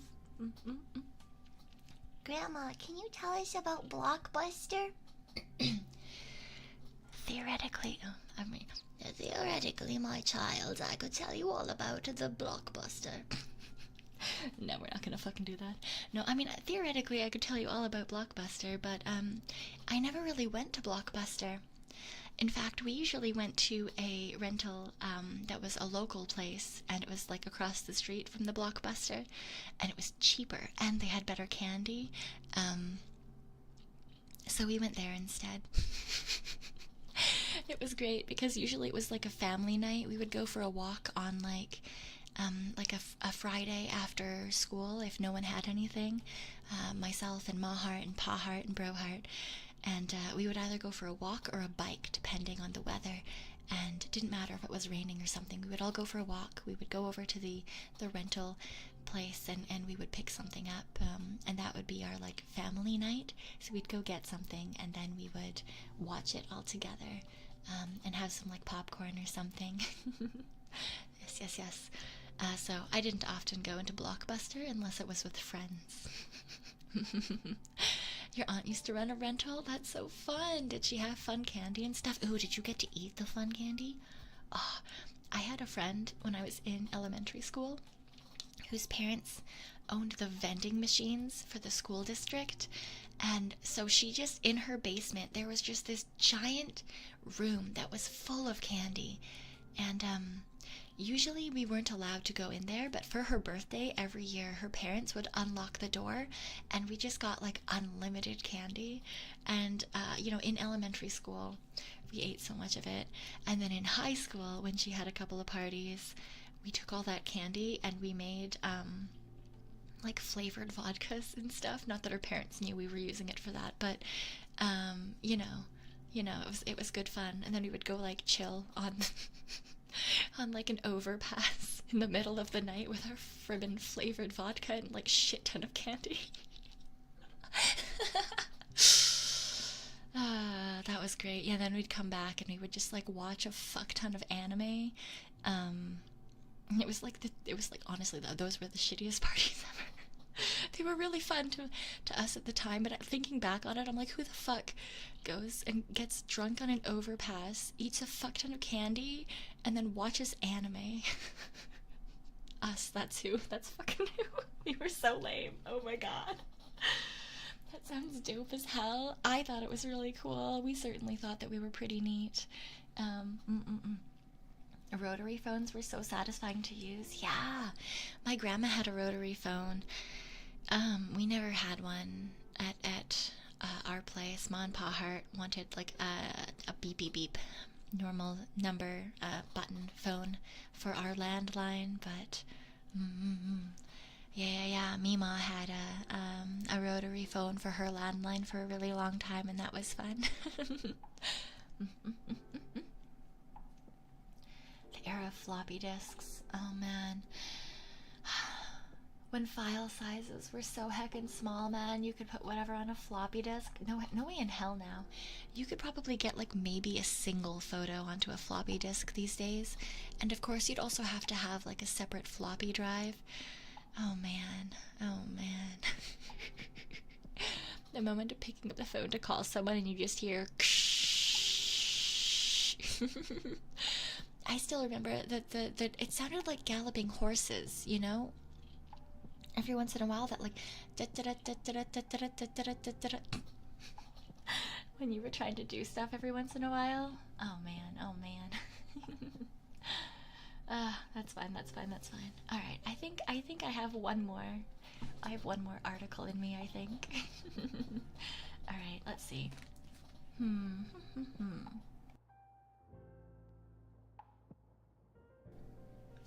I think that someone earlier brought this one up. So let's do this one.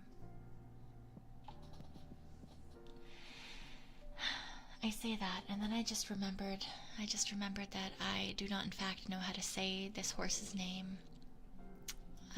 But I guess we'll do it anyway. We're so old here. We're not old. I don't know what you're talking about.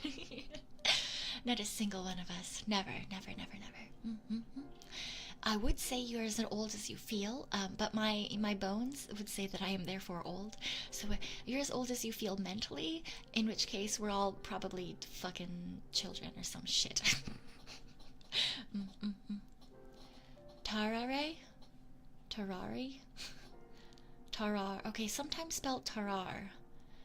Okay, so I'm gonna assume that it's Tarrare. We are eternal. We are inevitable. Tarrare, sometimes spelled Tarrare, was a French showman and soldier noted for his unusual appetite and eating habits. Able to eat vast amounts of meat, he was constantly hungry. His parents could not provide for him, and he was turned out of the family home as a teenager. He traveled France and in the company of a band of prostitutes and thieves before becoming the warm-up act for a traveling charlatan. In this act, he swallowed corks, stones, live animals, and whole basketfuls of apples.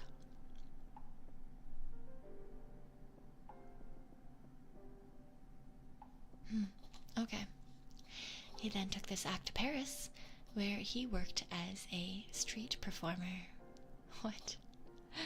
Oh my god. Alright, interesting.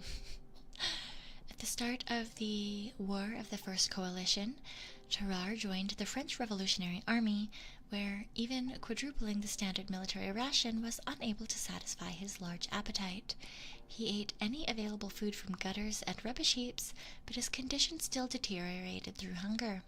He was hospitalized due to exhaustion and became the subject of a series of medical experiments to test his eating capacity, in which, among other things, he ate a meal intended for 15 people in a single sitting, ate live cats, snakes, lizards, and puppies!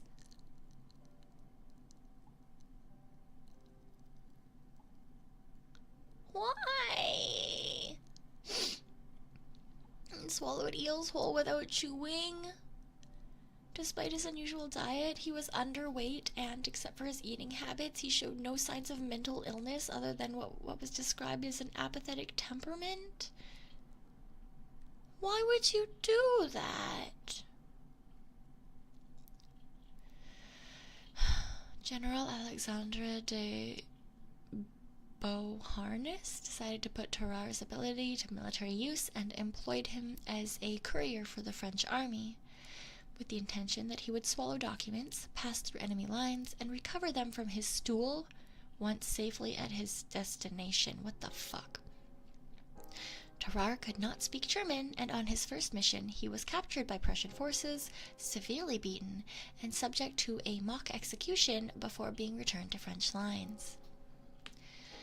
Chastened by this experience, he agreed to submit to any procedure that might cure his appetite, and he was treated with laudanum, a tincture of opium containing 10% powdered opium. Oh, interesting. Tobacco pills, wine vinegar, and soft-boiled eggs. Why the fuck is that a medical treatment? What? Okay, alright. The procedures failed, and doctors could not keep him on a controlled diet. He snuck out of the hospital to scavenge for offal and gutters, rubbish heaps out of butcher shops, and attempted to drink the blood of other patients in the hospital, and eat the corpses in the hospital's morgue.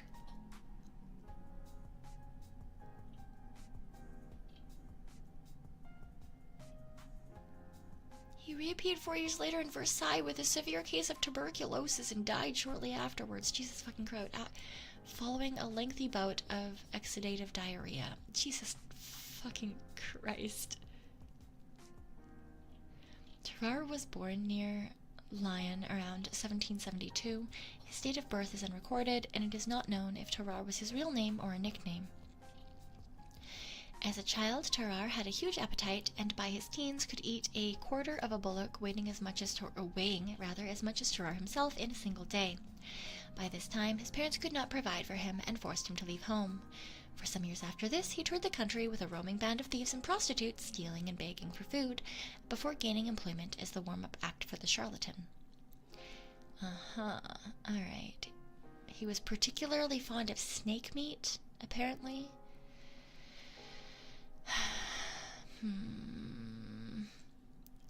In 1788, he moved to Paris to work as a street performer.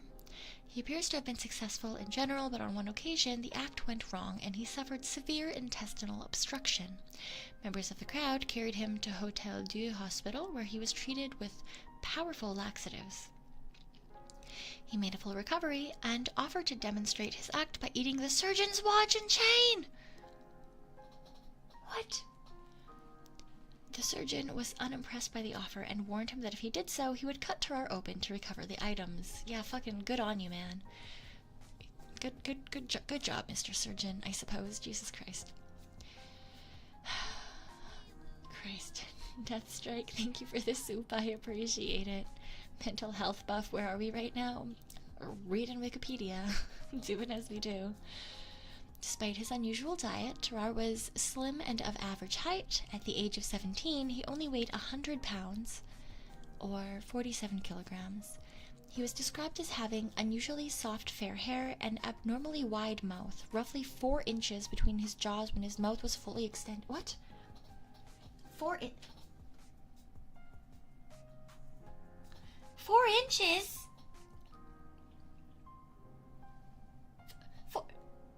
4 inch? Wait. I'm gonna be right back. I need to go find a measuring tape. I need to go find a measuring tape. I'll be right back. I'll be right back. 4 inches. 4 inches.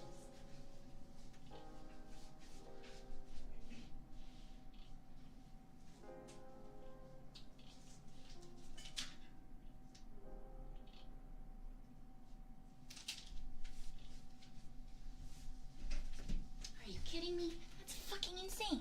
That's fucking crazy. That's... What do you mean, 4 inches?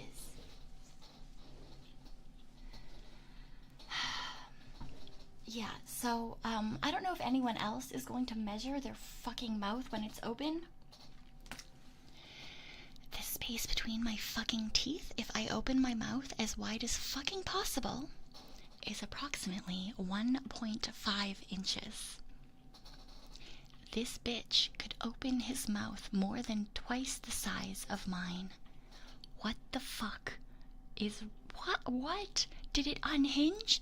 Could his jaw unhinge like a fucking snake? What? What? It's as big as an external passport? That's fucking huge! What the hell? Holy fuck! Yeah, no, 1.5 inches. That's as big as that goes. Bahagi, thank you for the soup. I appreciate it. 4 inches is very large and impressive if you ask me. Yes, that is too wide. That is too wide. What the fuck? I mean, I guess he wouldn't have problems eating like burgers and Subway sandwiches and shit. Yours is about 2. Yeah, that makes sense. If you're a human that is larger than I, as my Tanuki stature may differ from yours. That's crazy. You got 2? Yeah, okay. So it seems like 2 inches... 2 inches is like the average amount to be able to open your mouth? From what chat's going off of? I mean, I'm sure we could fucking Google this as well, but 2.5 for you, yeah. I figured the average... I mean, it probably depends on, like, head size as well. Therefore, like, you know, probably just how tall or big you are as a person in general. But, like, that sounds... Guinness World Record is 4 inches? Okay, yeah, so... Crazy. That's fucking insane. That's fucking... Oh my god, what the fuck is wrong with that? That's too big. It's too big. Christ. Alright, we continue. It's fine. His teeth were heavily stained. Yeah, that makes fucking sense.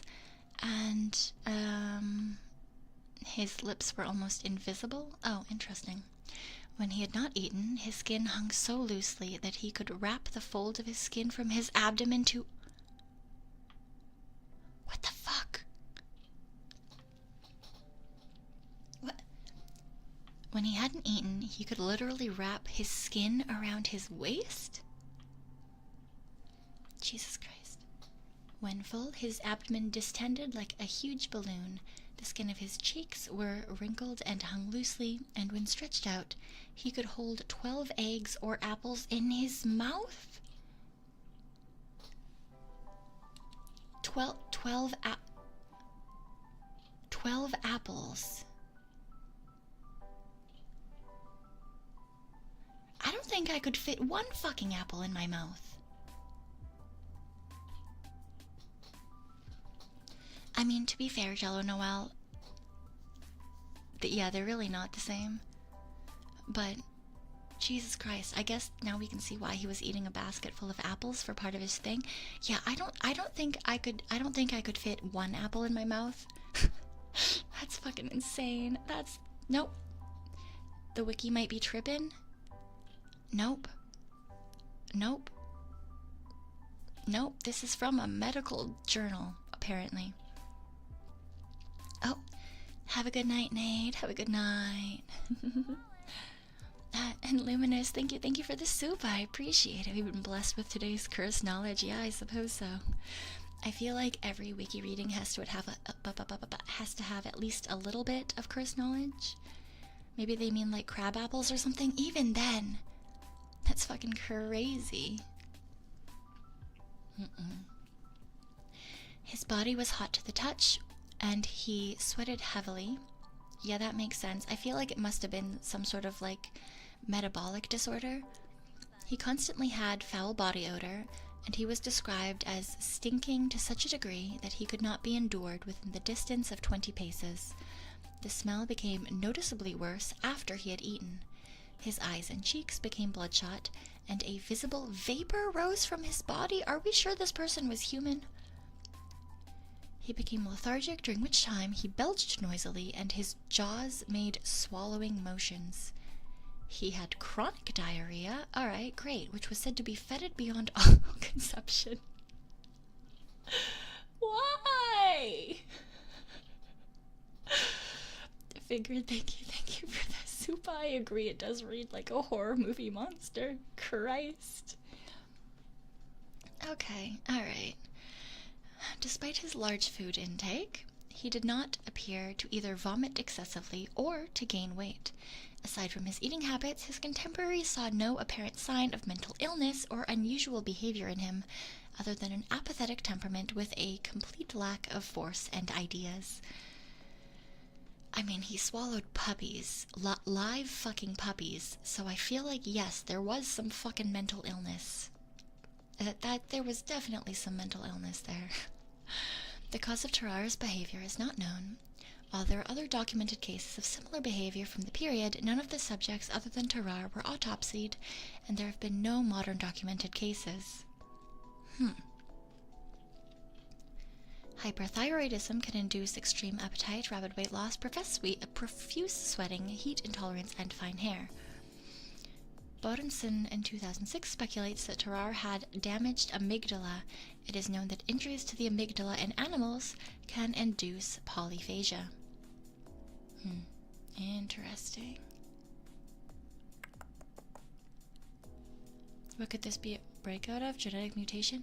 The fact that there were like multiple like documented cases in like previous time periods but like not now makes me wonder if it was like a metabolic disease that was based on like the conditions that existed in that particular time period, or like a parasite that has since died out, or like was it actually just like really fucking bad aliens that like were not good at being human?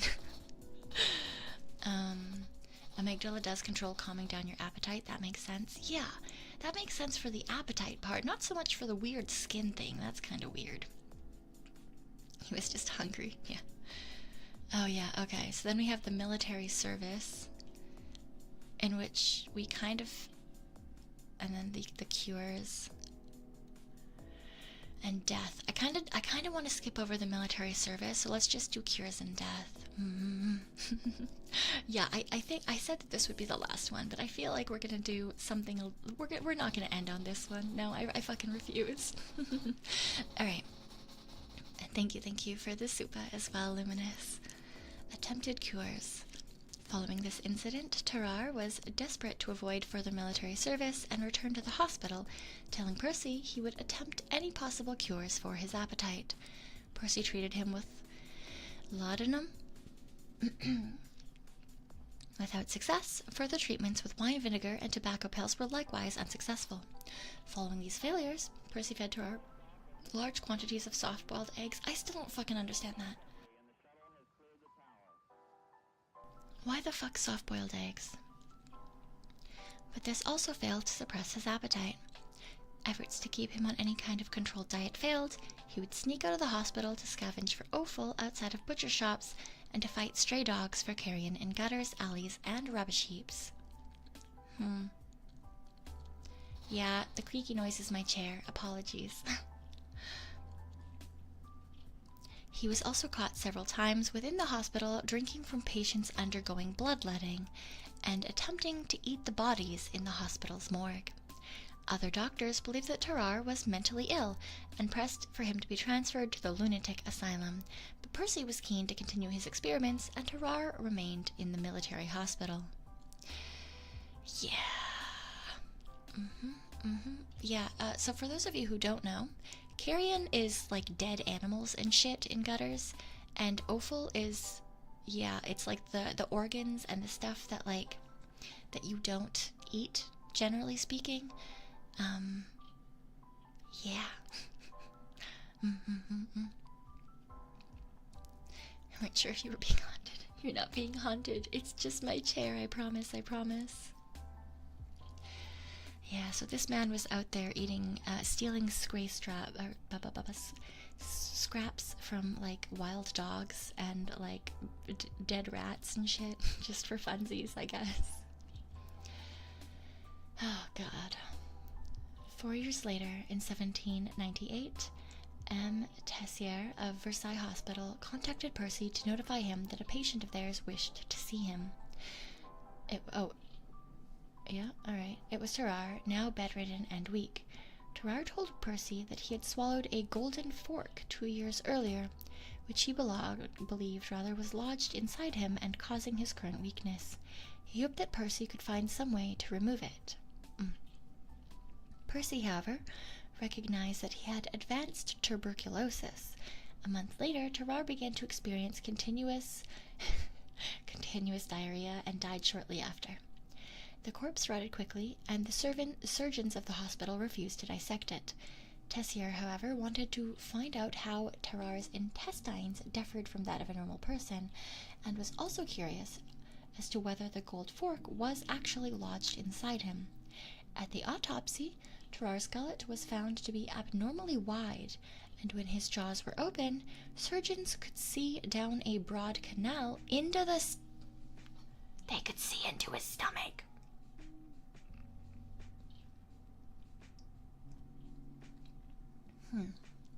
Okay. His body was found to be filled with pus, his liver and gallbladder were abnormally large, and his stomach was enormous and covered in ulcers.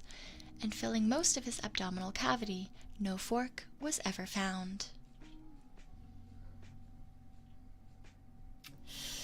Yeah, okay. That's certainly something. His internal organs had to be destroyed from the abuse he let out. Yeah, honestly. Like, it's not his fault.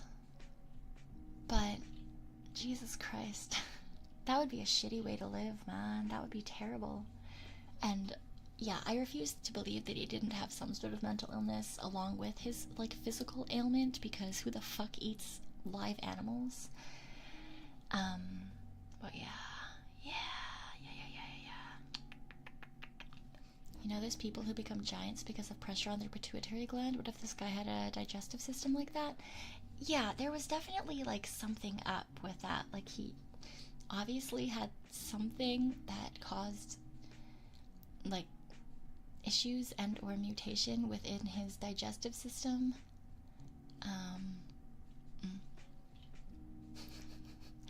You find this Wikipedia reading experience soothing? Not this entry, though. Yeah, I realized that, like, maybe I should screen entries to see if there's cursed knowledge and put those first instead of near the end, but, that's fine. That's fine, you know? Alright, I'm gonna go with... Wait, what's something cute? Huh.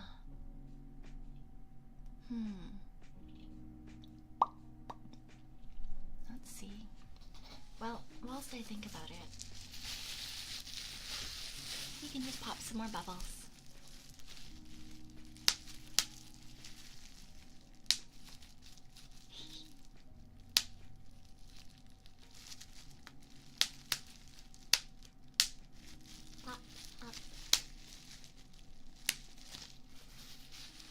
I'm just looking for something too. I have to think of something that also probably won't have like a super long super long article.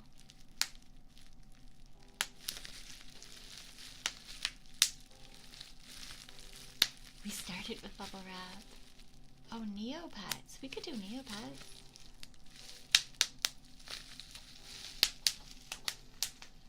Hi, Ducky. I hope you're having a good day at work.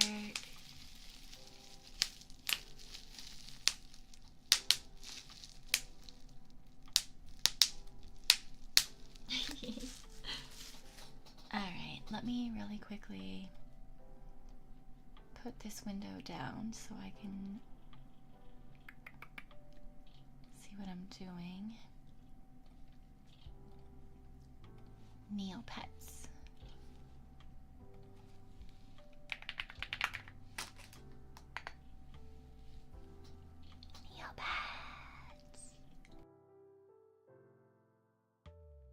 Oh no, I think we're gonna keep Neopets for another wiki reading because it's actually pretty long.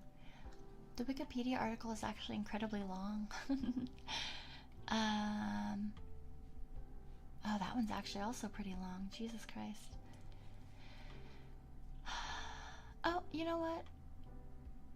I mean, that one's not really cute or anything. That's just silly.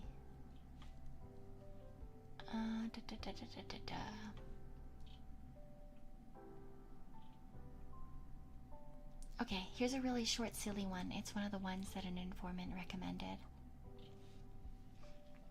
We've got the law of holes. The law of holes. Yes, yes, yes. The law of holes, or the first law of holes, is an adage which states, if you find yourself in a hole, stop digging. It's used as a metaphor, warning that when in an unattainable or untenable position, rather, it is best to stop making the situation worse. When it is said, if you find yourself in a hole, stop digging, it is because digging a hole makes it deeper and therefore harder to get out of. More generally, the adage advises how one should solve problems of their own making. The second law of holes is commonly known as, when you stop digging, you are still in a fucking hole. The adage has been attributed to a number of sources and appears in print on page 6 of the Washington Post, dated the 25th of October in 1911, in the form, "Nor would a wise man, seeing that he was in a hole, go to work and blindly dig deeper." In 1983, Bill Brock was quoted, "Let me tell you about the law of holes. If you find yourself in a hole, stop digging." In the United Kingdom, it has become referred to as Healy's first law of holes, after politician Dennis Healy, who used the adage in the 1980s and later. Understandable. When you're digging a hole, just chill. When I first saw that an informant, though, put in law of holes, I was really worried that I was going to open that page and get greeted with, like, what is it? Any hole is a goal, question mark? I was like, I'm not going to read a fucking Wikipedia article about that. This one is much more, normal. You know? If you're digging yourself a stupid fucking hole, just chill, just stop. You know? Right? Essentially, just if you have a bad idea and you realize it's a bad idea, don't double down, don't keep digging. You're gonna have to fucking make your way out of this hole anyway. Don't die in your hole. Don't die. I know that the saying is like the hill you die on, but like in this case, it's like the hole you die in. Don't die in the hole, okay? Fix it.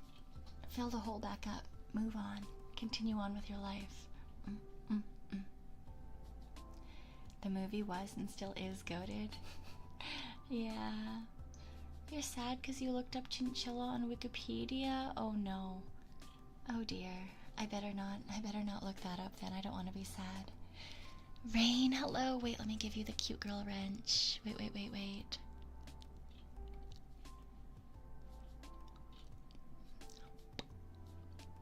Add cute girl.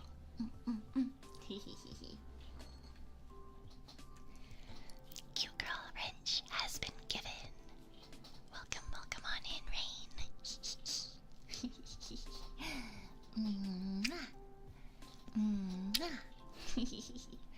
Yay, cute girl spotted. We do quite like cute girls here. Except the last article. Ignore the last article. Yeah, no. Maybe I should like put a thing in the description warning people about that particular article. Mentions of the consumption of live animals. Yeah, disclaimer. We read an article about a strange man. This does not reflect our views. Jello Noel, thank you for the gifted membership. Thank you, I appreciate it. Oh, you hit Dougie. Nice. So that was the bad part. I mean, that was the part that I cared about and thought was bad.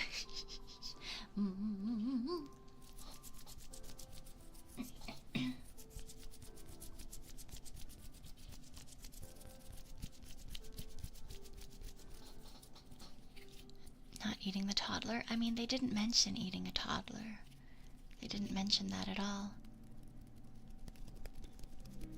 What noise is that? It was just like rubbing my fingers together. Jello Noel has left behind $50. Thanks for the wacky wiki soft read. Thank you.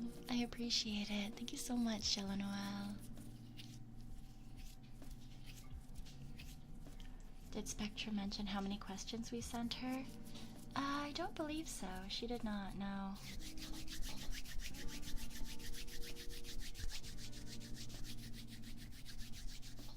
Oh, we certainly read that wiki article, RPG Enjoyer. We certainly did.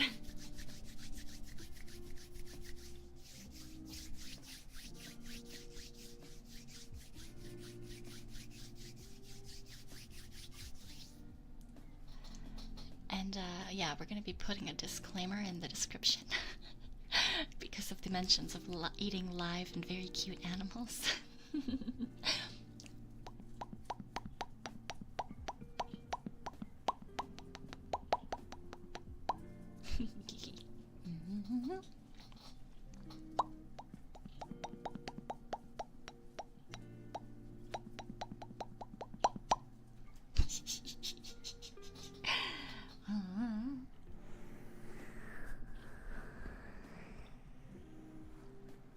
Man, was a Snorlax in the eating department? I feel like they were more commenting on the speed of the reaction rather than the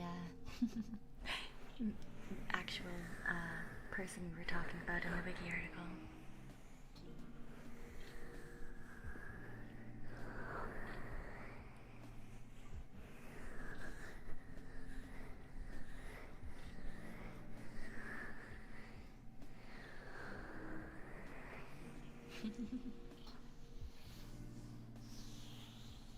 Well, I do have a couple more articles for the next time we do this as well. And I'll probably look for a couple more as well. I believe you did put that in the requests, Chief. I believe you did message that.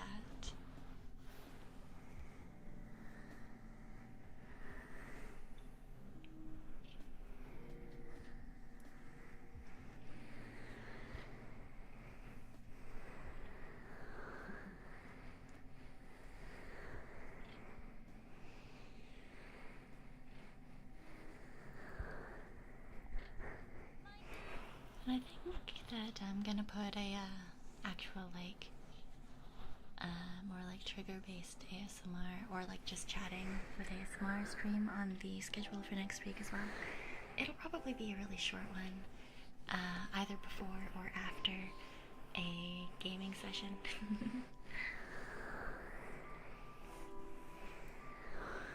But I also think that we are going to continue doing Wikipedia reads because I think they're quite fun.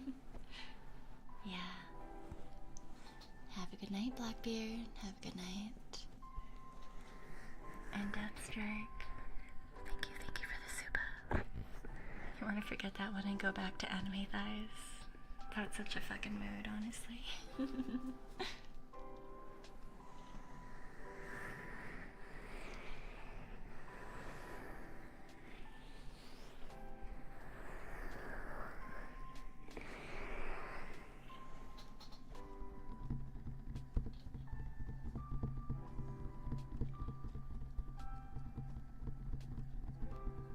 There's a whole muscular anime woman wiki. Oh, I want that. I'm gonna go look at that. Oh, the bunnies are starting to chew on things, so I guess that might be my cue. That might be my cue to move on. Alright, let me get rid of this screen. Let's pop on back over here. And give me a hot second. I'm gonna look to see if there's anyone else doing anything that is quiet. Because I know some of the kawaii girls are currently playing League, and that's not exactly a chill time. but there are a lot of people doing things, so let's see. Oh, Suri, if she's chatting, will be relatively quiet. Mew, maybe. Meow, maybe. Miwari, maybe. Let's see. It's just crinkling paper in the background. Oh, I guess either Suri isn't streaming anymore or it's a member's stream. And still red, thank you for the 7 months. I appreciate it. Thank you. This informant is now a certified safety officer. Congratulations. Congratulations. You don't know why we did that? Or you did that when we usually do crime here? No, it's okay. You can be our man on the inside. You always need a man on the inside. And Straddle, thank you for the soup. I appreciate it. Thank you. Fucking bunnies. Alright, we continue looking. Get made. Alright, I'm gonna turn this music off, I think, and turn on the Cyon background music, my own background music, just so I can look at what these streams are without you guys having to listen to them too.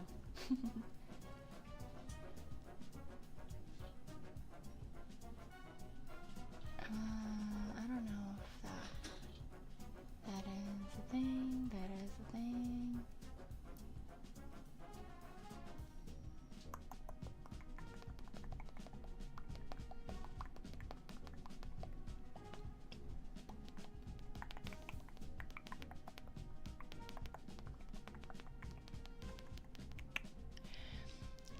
I know that Ari is streaming right now, but I don't really want to go into something that could possibly be incredibly loud. So if we do raid, I'm thinking we're raiding into a just chatting stream, which is why my initial thought was to raid into Suri, because she usually does pretty chill just chatting streams, but okay, I think Mirror is very excited. Let's maybe go into Mew. Mew is doing a silly little cat-made cafe grand opening, so I think we're gonna do that. It's not gonna be the most quiet thing in the world, and so if I wake people up, I will apologize. But I feel bad just like not going into anyone ending, especially given that there's actually people streaming for once.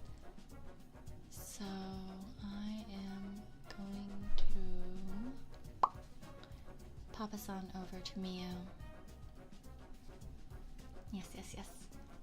Didn't we raid into Meeta after the last ASMR? I don't believe we did. I generally won't do that kind of thing unless hers also says that it's ASMR. We did? Really? Well, I fucked that up, apparently. I do try, if it is a softer stream on this end, to like raid into something with similar energy, but, you know, it's fine. It's fine. Yeah, so Mew's doing cute little just chatting. I can't promise quiet. I can't promise safety. But I can promise a very, very cute cat girl running her cat-made cafe. Yes. Duns has left behind $5. Duns, thank you for the donut. I appreciate it. Thank you. Alright, I will see you guys. Tomorrow night? Technically Tuesday night, but it's 1 a.m. It's fine. We're gonna be trying to beat up Lady Butterfly again. Return to Sekiro. Alright, thank you guys so much, and I will see you again soon. Sayonara.